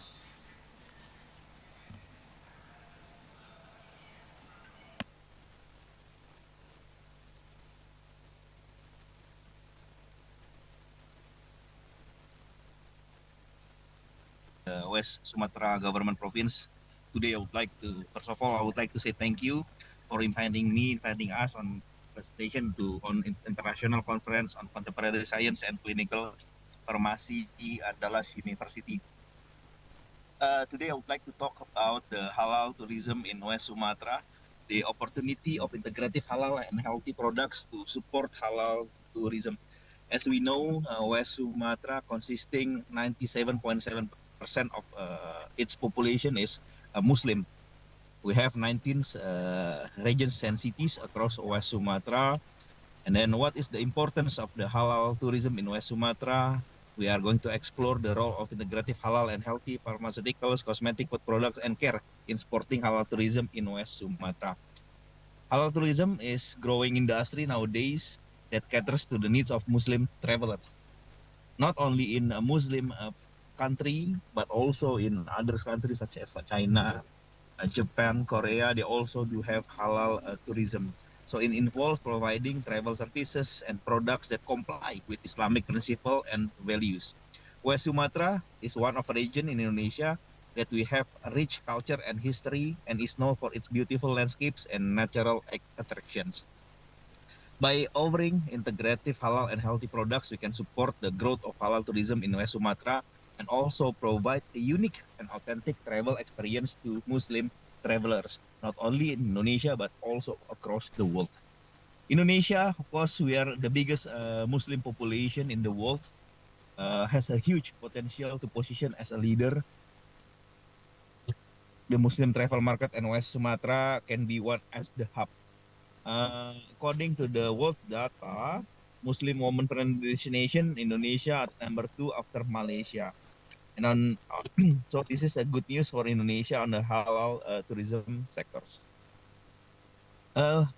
Nowadays, recently, we just get award recognition for West Sumatra halal tourism in World Halal Tourism Summit in Abu Dhabi, UAE 2016 as the world best halal tourism destination, world best halal culinary destination, and world best halal tour operator. Recently, we got number 3 from 5 province, top 5 Indonesian Muslim Traveler Index. West Sumatra, we got ranked number 3. Previously, in 2020, we were ranking number 5. And then West Sumatra strength in MPE 2023, we have a regional regulation on the implementation of halal tourism, strong commitment from the governor and from the government, extraordinary movement we did in West Sumatra on halal tourism, pentahelix corporation between universities, local government, district cities, Bank Indonesia, Komisi Dewan Ekonomi Kreatif, PPHI, MOS administration, and so on. Also, there are digitalization media, ebook. We are one of the province in Indonesia who have a program Visit Beautiful West Sumatra 2023 regarding Muslim-friendly tourism.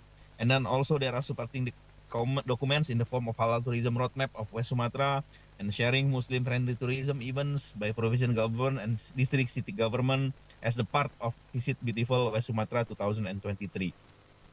We also have the legal basis on developing halal tourism and halal products in West Sumatra, legal basis on the government regulation, on the provincial and district cities level as well. Of course, we have challenges and opportunities on identifying challenges in integration of halal and healthy products. We still have opportunities for innovation and growth in the coming future, in the short coming future, and then continuous research and development. We are also untapping potential of halal tourism in West Sumatra up to 2022. Only 11 halal certified hotel and restaurant out of 369. And only 16 halal certified restaurant out of 1,379. So the room to grow for halal industry in West Sumatra is still huge. Our economical growth in West Sumatra these last semesters is higher than the national economical growth. That's also opportunities for us. So West Sumatra is rich on the cultural preservation and tourism diversification area. So it can attract a global audience as well, not only from Indonesia, but across the globe, especially Malaysia, Singapore, Muslim-based country, also Middle East country. We do also social and community benefits. We are now doing sustainable tourism as well. We are trying to enhance the infrastructures on road. Recently, the President of Republic Indonesia, Pak Joko Widodo, just inaugurated the bandara airport of Mentawai That's also one of our opportunities. The positive image of Muslim-friendly attraction in West Sumatra, also the marketing opportunities. The challenges we are facing now, it's the infrastructure development as well, halal certification, as I mentioned real before, the cleanliness of the object of tourism in across West Sumatra. Then we also do an education initiative, halal workshop, halal butcher training, interfaith dialogue, halal training for tourism industry professional, and so on. And then education initiative and coordination with MUI on halal certification operators, tourism board, academician, tourism business, media, and so on. And then the government initiative for raising awareness in halal tourism. We also have the government regulation concerning implementing regulation from regional regulation number 1 of 2022 concerning the implementation of halal tourism. We also doing socialization of the halal tourism government regulation to Pentahelix tourism, facilitating halal certification for 42 hotels and restaurants, and we are determining 6 halal tourist attraction in West Sumatra. Starting from pesisir area, Padang area, Bukit Tinggi, Tanah Datar, Pagaruyung, Islamic Center Padang Panjang, and then Danau Kembar area, Solok Regencies. And we are making the West Sumatra halal tourism map. So the integrative approach as a solution, we are interconnectedness of halal and healthy products in supporting our halal tourism industry. We collaborate among business, government agency, tourism boards, academician, and also local community, and we are building a holistic ecosystem for halal and healthy tourism in West Sumatra. The interconnectedness of halal and healthy products with halal tourism, first meeting diverse needs, Islamic dietary, health and wellness. In cosmetic product, we have Wardah, that's also owned by Bu Nur Hayati, and Bu Rahati also coming from West Sumatra. Second one, enhancing tourist experience of halal food, beauty and care, sustainable tourism, on environmental friendly tourism practice, natural resource preservation. We do have all this in West Sumatra. And then the awareness and education. The first of all, importance of raising awareness about halal and healthy option to all the community or tourists.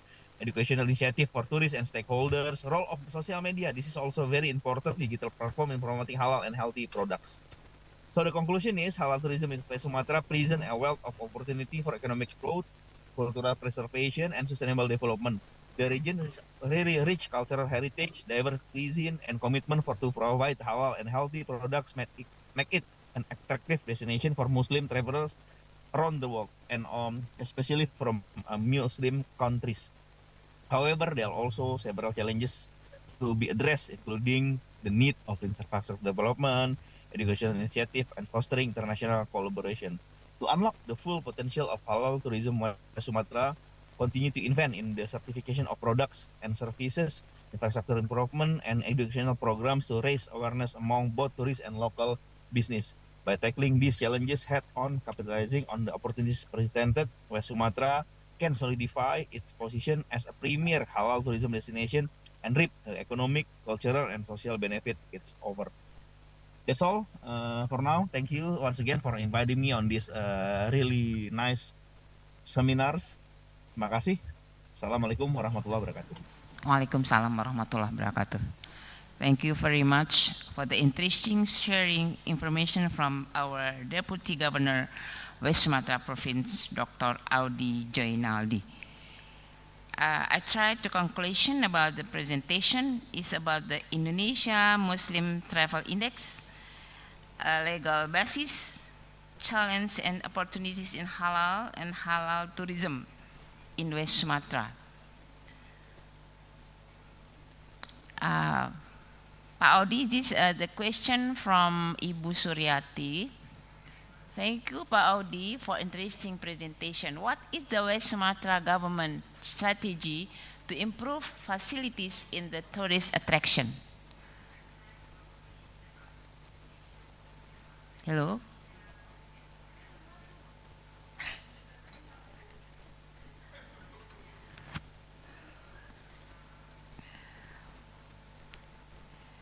Okay, because Pak Audi is out, so we have finished this presentation for today. Okay, thank you very much the time for me, and time back to the MC. Assalamualaikum warahmatullahi wabarakatuh.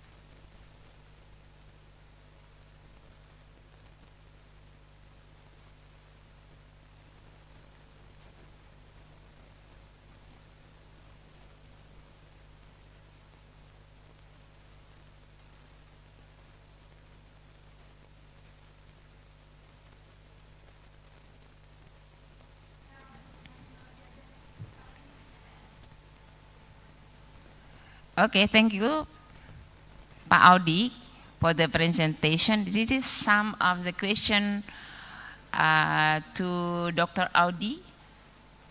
The first one from Ibu Suryati from Andalas University. Thank you, Pak Audi, for interesting presentation.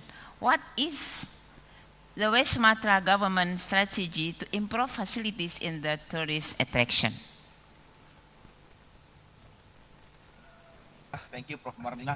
So we are building from the downstream of our tourism destination. We are making, as you know, we call it Pok Darwis, Kelompok Sadar Wisata. During COVID era, tourism is based on desa-desa wisata, as you know. So from desa wisata, we are trying to building the main problem of tourism industry in West Sumatra actually is not all about the facilities, all about the infrastructure now. The main problem of the tourism, not only halal tourism, but tourism as general in West Sumatra is on the manpower side. Yeah, it's on the manpower side. So we are trying to build the manpower side first by making the Pok Darwis on the desa-desa wisata, as we know. So from that downstream, from the human resources, we try to build the awareness of the basic services, standard cleanliness on every tourism destination in West Sumatra. Nowadays, that's actually the main problem of tourism industry in West Sumatra. Once again, not all about the infrastructure, but all about manpower. If we compare the tourism industry like in Bali and Yogyakarta, Bali and Yogyakarta is already major on their tourism industry. Major in what? On the development and on the development of the human resource in Jogja and Bali. They know how to serve the people coming to their area in Jogja and Bali. That's why we cannot compare the tourism in Jogja, Bali with West Sumatra. But nowadays, we know as a millennial era, so those Pok Darwis in desa-desa wisata based by the millennials, and then they train other Pok Darwis around West Sumatra. Now we already have Pok Darwis in all 19 districts and regencies. Okay, thank you for the nice answer. This is the next question from Ibu Najmiatul Fitria. Is it permissible to bring pets, for example dog, into halal restaurant, considering that many halal restaurants are located in tourist location and the tourists who come are also varied? Well, that's not very familiar in West Sumatra to bring your pets into public area, I think. Not only restaurant, hotels, and other public area, I think it's not uncommon in West Sumatra. Although in our area, it's famous with the boar hunting, berburu babi. So actually the population of dogs in West Sumatra is quite high, but not as a real pets, but dog as a hunter. So they hunt boar in the forest area, but it's not really, it's not uncommon, not common in West Sumatra bringing your pets to the public area. I've never seen that actually. Halal is not only the matters of food, but I think halal is all the matter of the environment, the ecosystem. So bringing dogs to halal destination, I think it's not proper and it's not common in West Sumatra. That's my opinion. Thank you for the nice answer. I think we finished the presentation today. Thank you very much for Dr. Audi Joinaldi For the next session is to give the certificate as a speaker.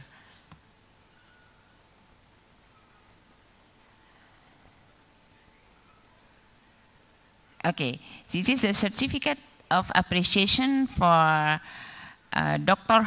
Insinyur Haji Audi Joinaldi, SPT, MM, PM, so many as a speaker.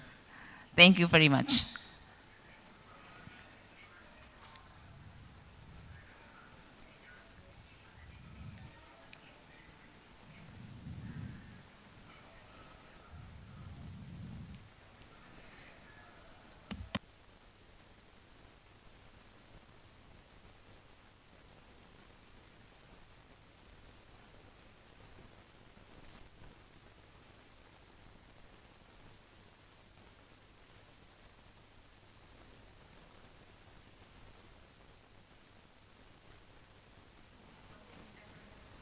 Okay, so we finish the session today. For the next time, we give to the MC. Thank you very much. Assalamualaikum warahmatullahi wabarakatuh.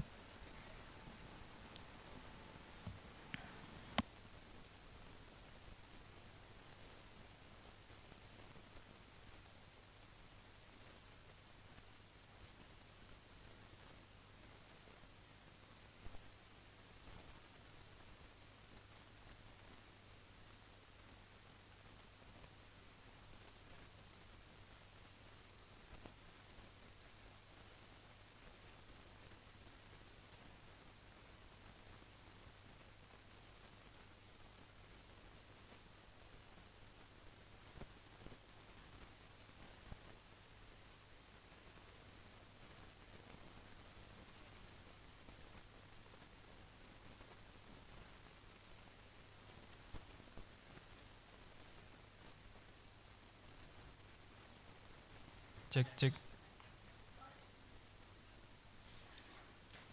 Cek. Cek. Thank you very much, Professor Dr. Apotheker Marlina MS, for guiding us in this plenary session 1.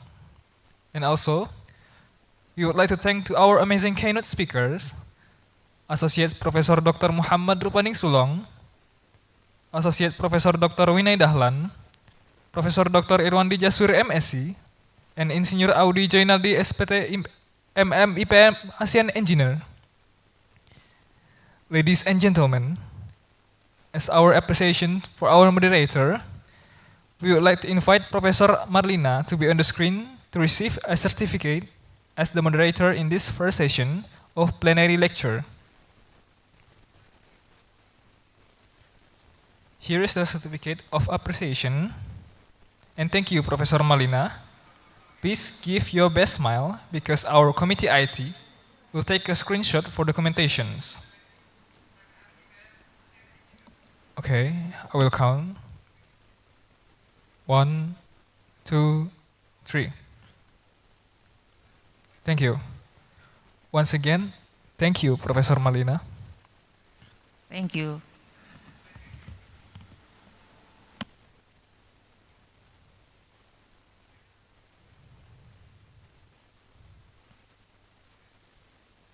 As the plenary lecture session concludes, we will now observe a break of approximately 1 hour. We look forward to reconvening in this main room at 13 West Indonesian time. Thank you very much. Assalamualaikum warahmatullahi wabarakatuh.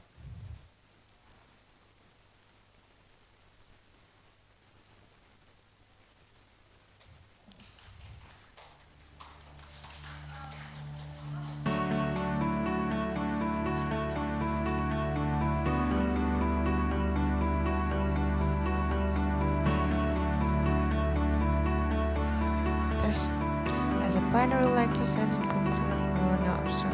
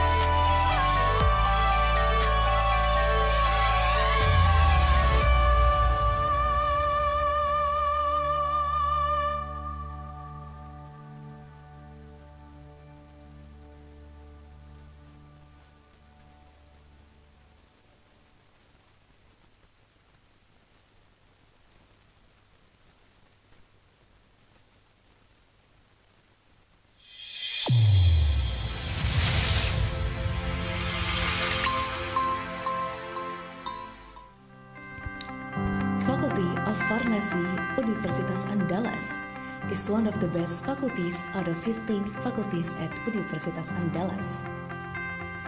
The Faculty of Pharmacy is located around 255 meters above sea level, thus providing a comfortable atmosphere for learning and developing science and technology for the glory of the nation. In 2020, the Faculty of Pharmacy of Andalas University aspires to be one of the faculties known at the Asian level that can play an important role in improving the nation's health status and the development of science, technology, and entrepreneurship. This is in line with the faculty vision to be a leading and respected faculty of pharmacy in national and international level in the field of pharmacy in the year 2028.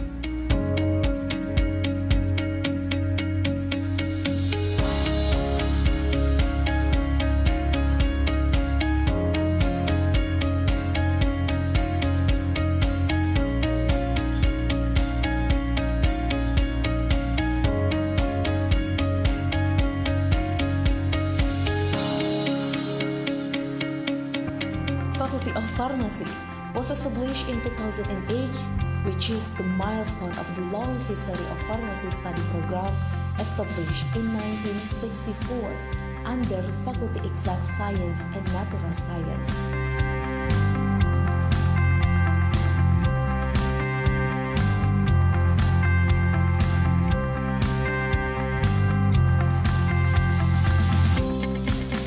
The pharmacist professional program was launched in 1974. Master program in pharmacy began in 2003, and at the end of 2018, doctoral program in pharmacy was opened. Student-centered learning approach is implemented in teaching and learning process that places students as the center of the learning process.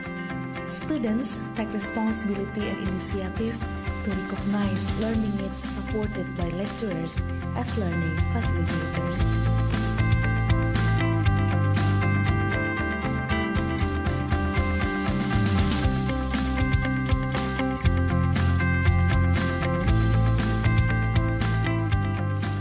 In 2035, the biotechnology market share could reach 40%. For this reason, the Faculty of Pharmacy collaborates with partners from Korea to develop biotechnology. Kami Fakultas Farmasi menyelenggarakan pendidikan dan penelitian kefarmasian yang bermutu untuk meningkatkan derajat kesehatan masyarakat demi kejayaan bangsa. In accordance with the mission of the faculty to conduct quality education and research in the field of natural products development.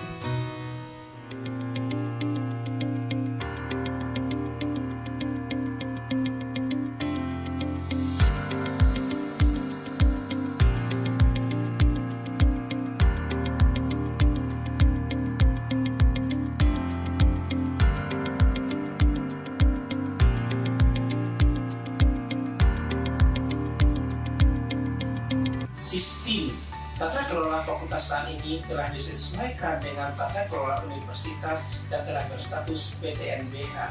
Fakultas berusaha untuk meningkatkan manajemen organisasi dengan menggunakan sistem informasi yang terintegrasi dalam berbagai hal.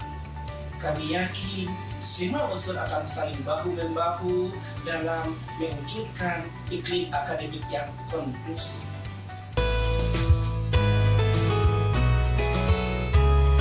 Accordance with the mission of the faculty to conduct quality education and research in the field of natural products development.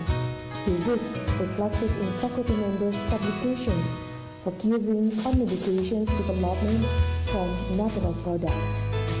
The research has been disseminated and published in various academic forums and journals.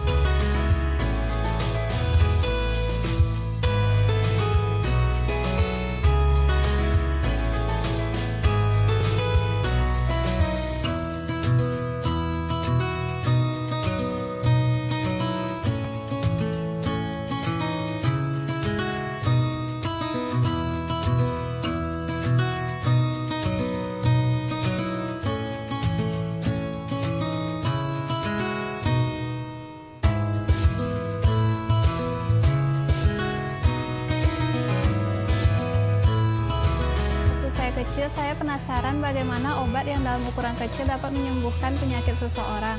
Sehingga setelah saya SMA, saya memutuskan masuk Fakultas Farmasi UNAN untuk mencari jawaban dari rasa penasaran tersebut. Harapannya di masa yang akan datang, saya dapat menemukan senyawa aktif dan membentuk obat yang efektif dan efisien serta terjangkau di seluruh lapisan masyarakat. In March 2018, the Director General of Innovation, Strengthening, and Trusted Universitas Andalas to create a teaching industry for Gambir products. This is an appreciation of the government for research and development that has been carried out by Universitas Andalas. Faculty of Pharmacy has adequate facilities and infrastructure to support education, research, and community service activities at the faculty. The new building consisted of laboratories, rooms for academic staff, hall, reading room, CBT room, management room, supporting staff room, classrooms, seminar room, and student union room. Every citizen has the equal right to education, including citizens with special needs or people with disabilities. To support their needs, Faculty of Pharmacies is equipped with wheelchair ramps, parking area, and elevator for people with disabilities.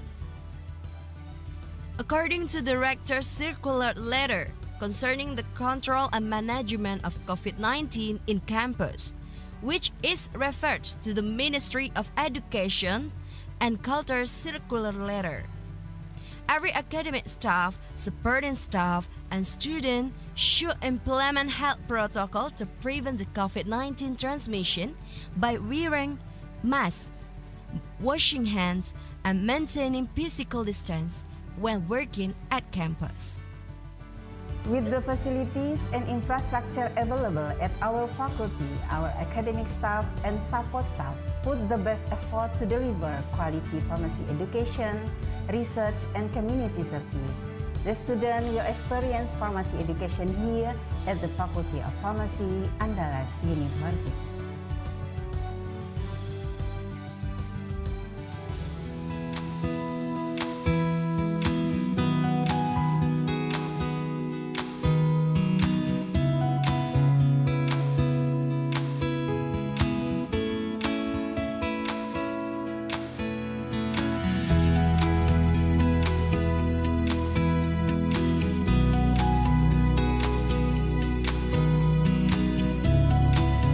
In 2020, the Faculty of Pharmacy of Universitas Andalas aims to be one of the faculties known at the ASEAN level that can play an effective role in improving the nation's health status and leading in development of science and technology and entrepreneurship that produces graduates who are able to create job opportunities in pharmacy-related business, which eventually results in qualified and competent pharmacists. Untuk kejayaan bangsa. Untuk kejayaan bangsa.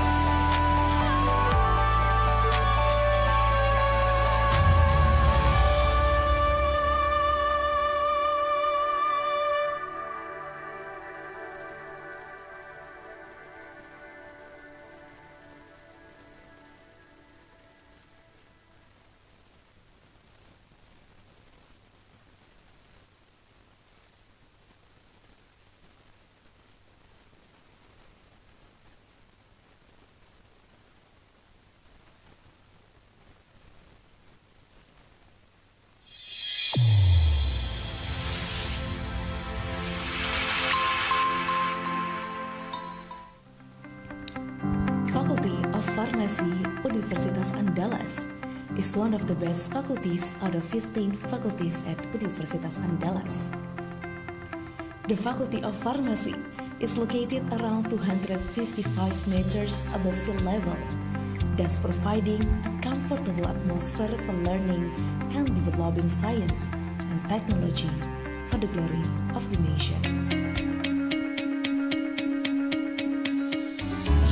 In 2020, the Faculty of Pharmacy of Andalas University aspires to be one of the faculties known at the Asian level that can play an important role in improving the nation's health status and the development of science, technology, and entrepreneurship. This is in line with the faculty vision to be a leading and respected faculty of pharmacy in national and international level in the field of pharmacy in the year 2028.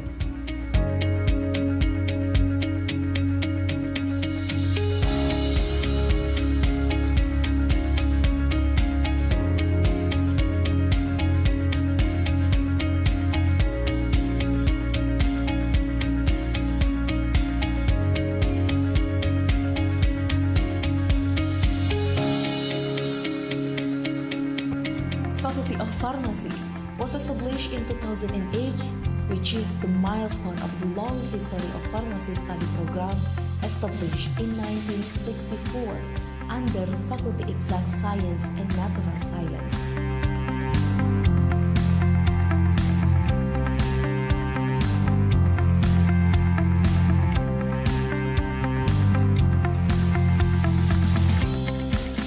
The pharmacist professional program was launched in 1974.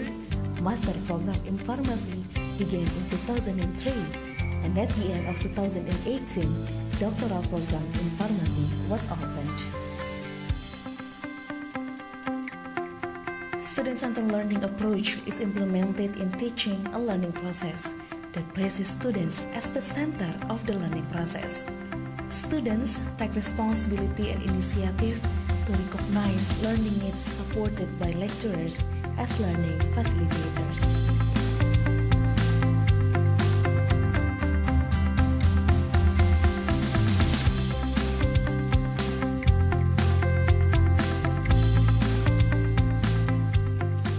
In 2035, the biotechnology market share could reach 40%.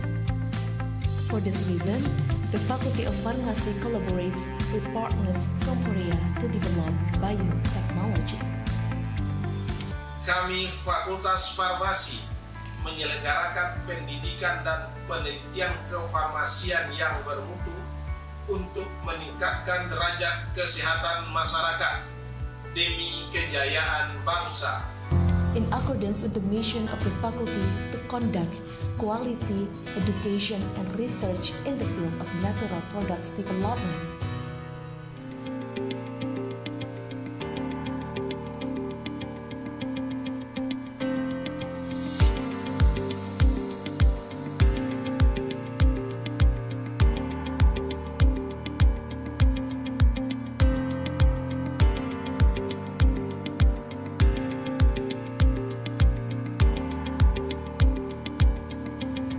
Sistem tata kelola fakultas saat ini telah disesuaikan dengan tata kelola universitas dan telah berstatus PTNBH. Fakultas berusaha untuk meningkatkan manajemen organisasi dengan menggunakan sistem informasi yang terintegrasi dalam berbagai hal. Kami yakin semua unsur akan saling bahu-membahu dalam mewujudkan iklim akademik yang kondusif.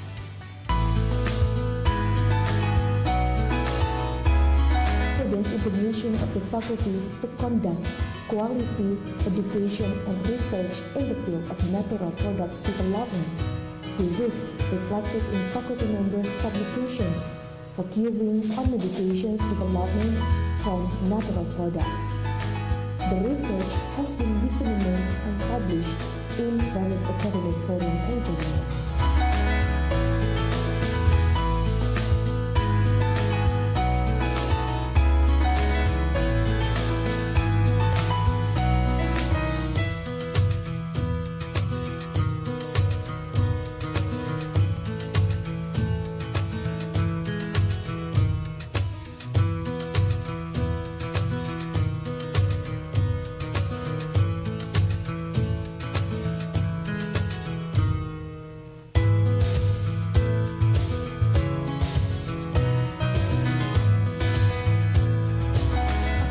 kecil saya penasaran bagaimana obat yang dalam ukuran kecil dapat menyembuhkan penyakit seseorang. Sehingga setelah saya SMA, saya memutuskan masuk Fakultas Farmasi UNAN untuk mencari jawaban dari rasa penasaran tersebut. Harapannya di masa yang akan datang saya dapat menemukan senyawa aktif dan membentuk obat yang efektif dan efisien serta terjangkau di seluruh lapisan masyarakat. In March 2018, the Director General of Innovation, Strengthening and Trusted Universitas Andalas to create a teaching industry for Gambir products. This is an appreciation of the government for research and development that has been carried out by Universitas Andalas. Faculty of Pharmacy has adequate facilities and infrastructure to support education, research, and community service activities at the faculty. The new building consisted of laboratories, rooms for academic staff, hall, reading room, CBT room, management room, supporting staff room, classrooms, seminar room, and student union room. Every citizen has the equal right to education, including citizens with special needs or people with disabilities. To support their needs, Faculty of Pharmacies is equipped with wheelchair ramps, parking area, and elevator for people with disabilities. According to the Rector's circular letter concerning the control and management of COVID-19 in campus, which is referred to the Ministry of Education and Culture's circular letter, every academic staff, supporting staff, and student should implement health protocol to prevent the COVID-19 transmission by wearing masks, washing hands, and maintaining physical distance when working at campus. With the facilities and infrastructure available at our faculty, our academic staff and support staff put the best effort to deliver quality pharmacy education, research, and community service. The student will experience pharmacy education here at the Faculty of Pharmacy, Andalas University.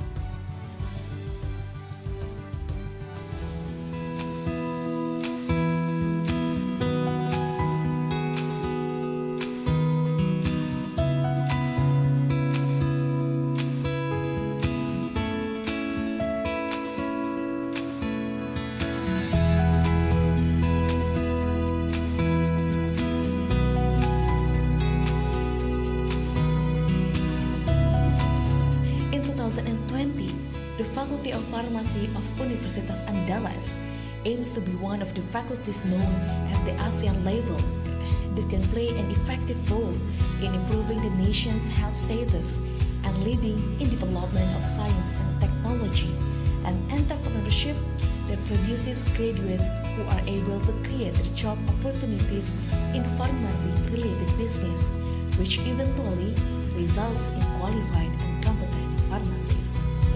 Untuk kejayaan bangsa. Untuk kejayaan bangsa.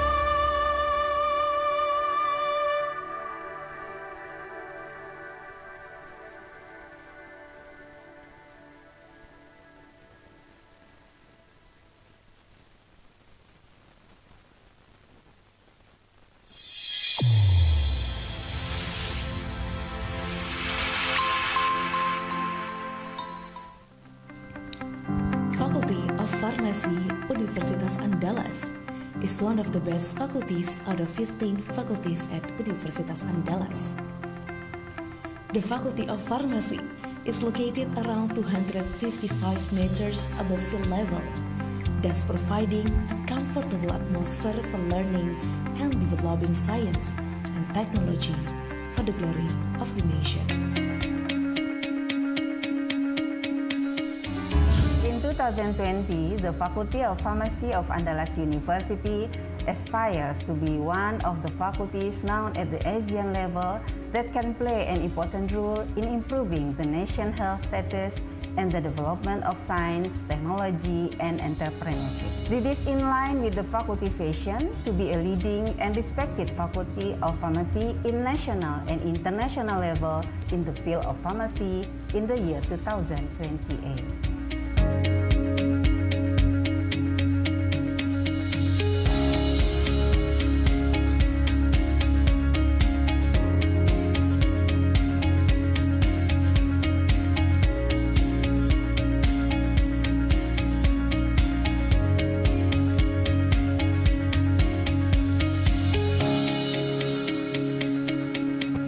Faculty of Pharmacy was established in 2008, which is the milestone of the long history of pharmacy study program established in 1964 under Faculty Exact Science and Natural Science.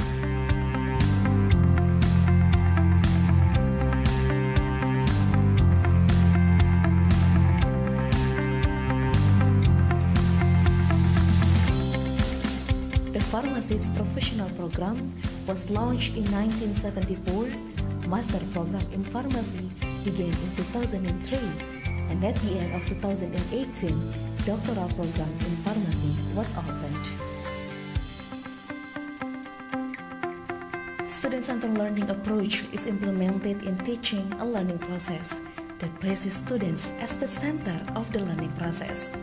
Students take responsibility and initiative to recognize learning needs supported by lecturers as learning facilitators.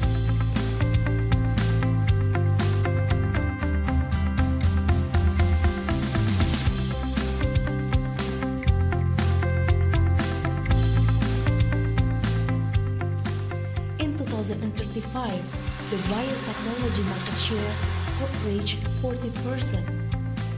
For this reason, the Faculty of Pharmacy collaborates with partners from Korea to develop biotechnology.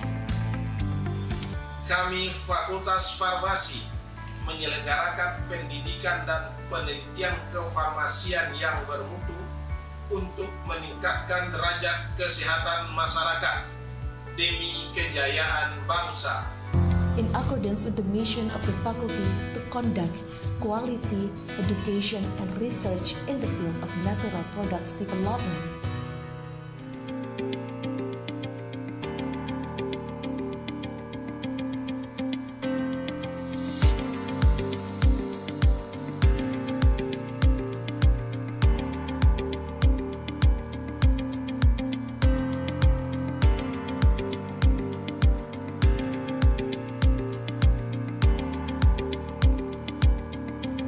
Sistem tata kelola fakultas saat ini telah disesuaikan dengan tata kelola universitas dan telah berstatus PTNBH. Fakultas berusaha untuk meningkatkan manajemen organisasi dengan menggunakan sistem informasi yang terintegrasi dalam berbagai hal. Kami yakin semua unsur akan saling bahu-membahu dalam mewujudkan iklim akademik yang kondusif.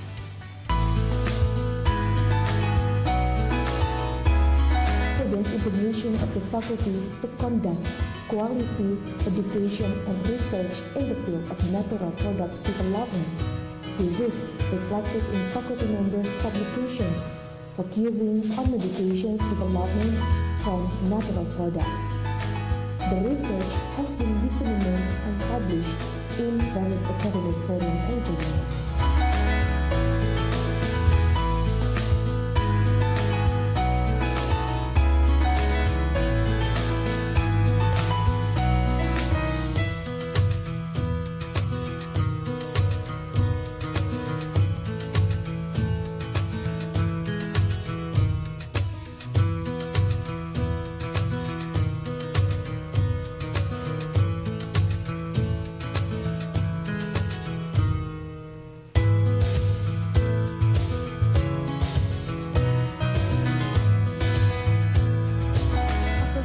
kecil saya penasaran bagaimana obat yang dalam ukuran kecil dapat menyembuhkan penyakit seseorang.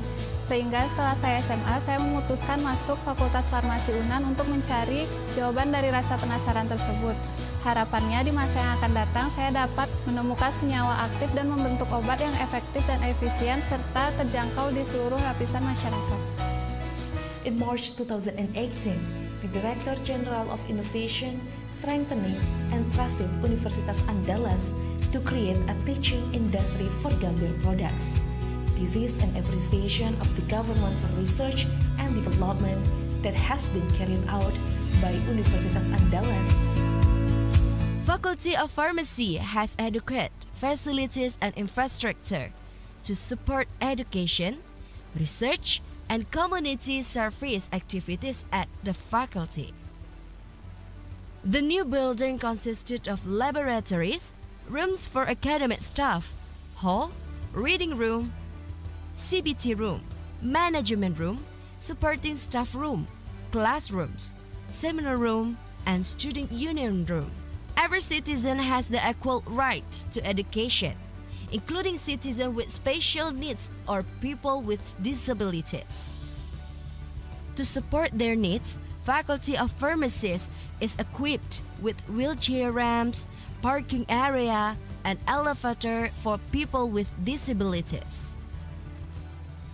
According to the Rector's circular letter concerning the control and management of COVID-19 in campus, which is referred to the Ministry of Education and Culture's circular letter, every academic staff, supporting staff, and student should implement health protocol to prevent the COVID-19 transmission by wearing masks, washing hands, and maintaining physical distance when working at campus. With the facilities and infrastructure available at our faculty, our academic staff and support staff put the best effort to deliver quality pharmacy education, research, and community service. The student will experience pharmacy education here at the Faculty of Pharmacy, Andalas University.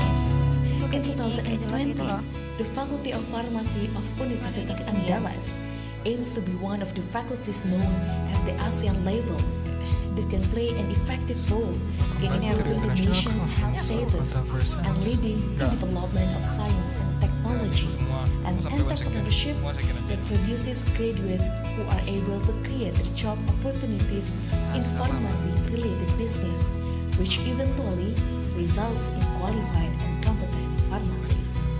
Untuk kejayaan bangsa. Untuk kejayaan bangsa.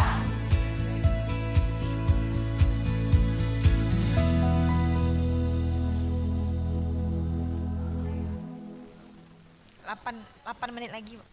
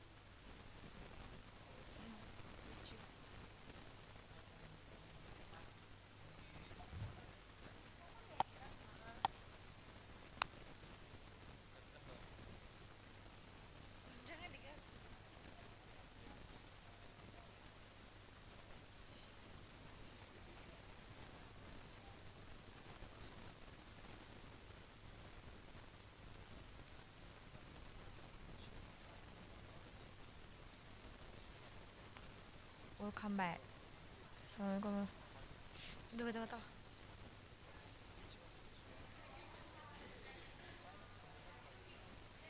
Oke, Ibu.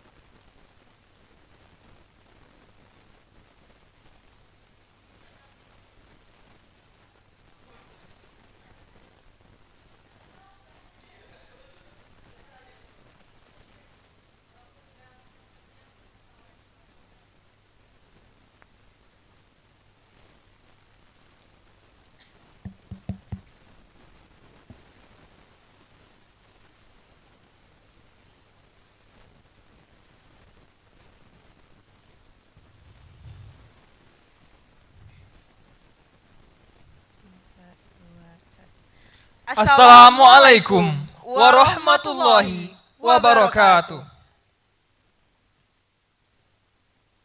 Welcome back to the International Conference on Contemporary Science and Clinical Pharmacy, ICCSCP 2023, organized by the Faculty of Pharmacy, Universitas Andalas. Excellencies, distinguished guests, participants, ladies and gentlemen, we have now reached the next item on our agenda, which is parallel session 1. This parallel oral presentation will be subdivided into 5 separate rooms. To access each of these rooms, kindly navigate to the designated breakout room from the main session. Should you encounter any difficulties during this course of this conference, please do not hesitate to contact our committee through the WhatsApp group. As previously mentioned, we have 5 breakout rooms within the pharmacy specialty, each featuring esteemed invited speaker as indicated on the screen.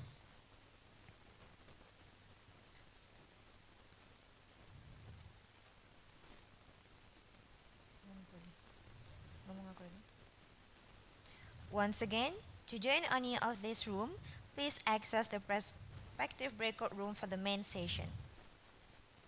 We're here to assist you, so feel free to reach out the committee in the WhatsApp group if you encounter any challenges during this conference. Thank you for your attention.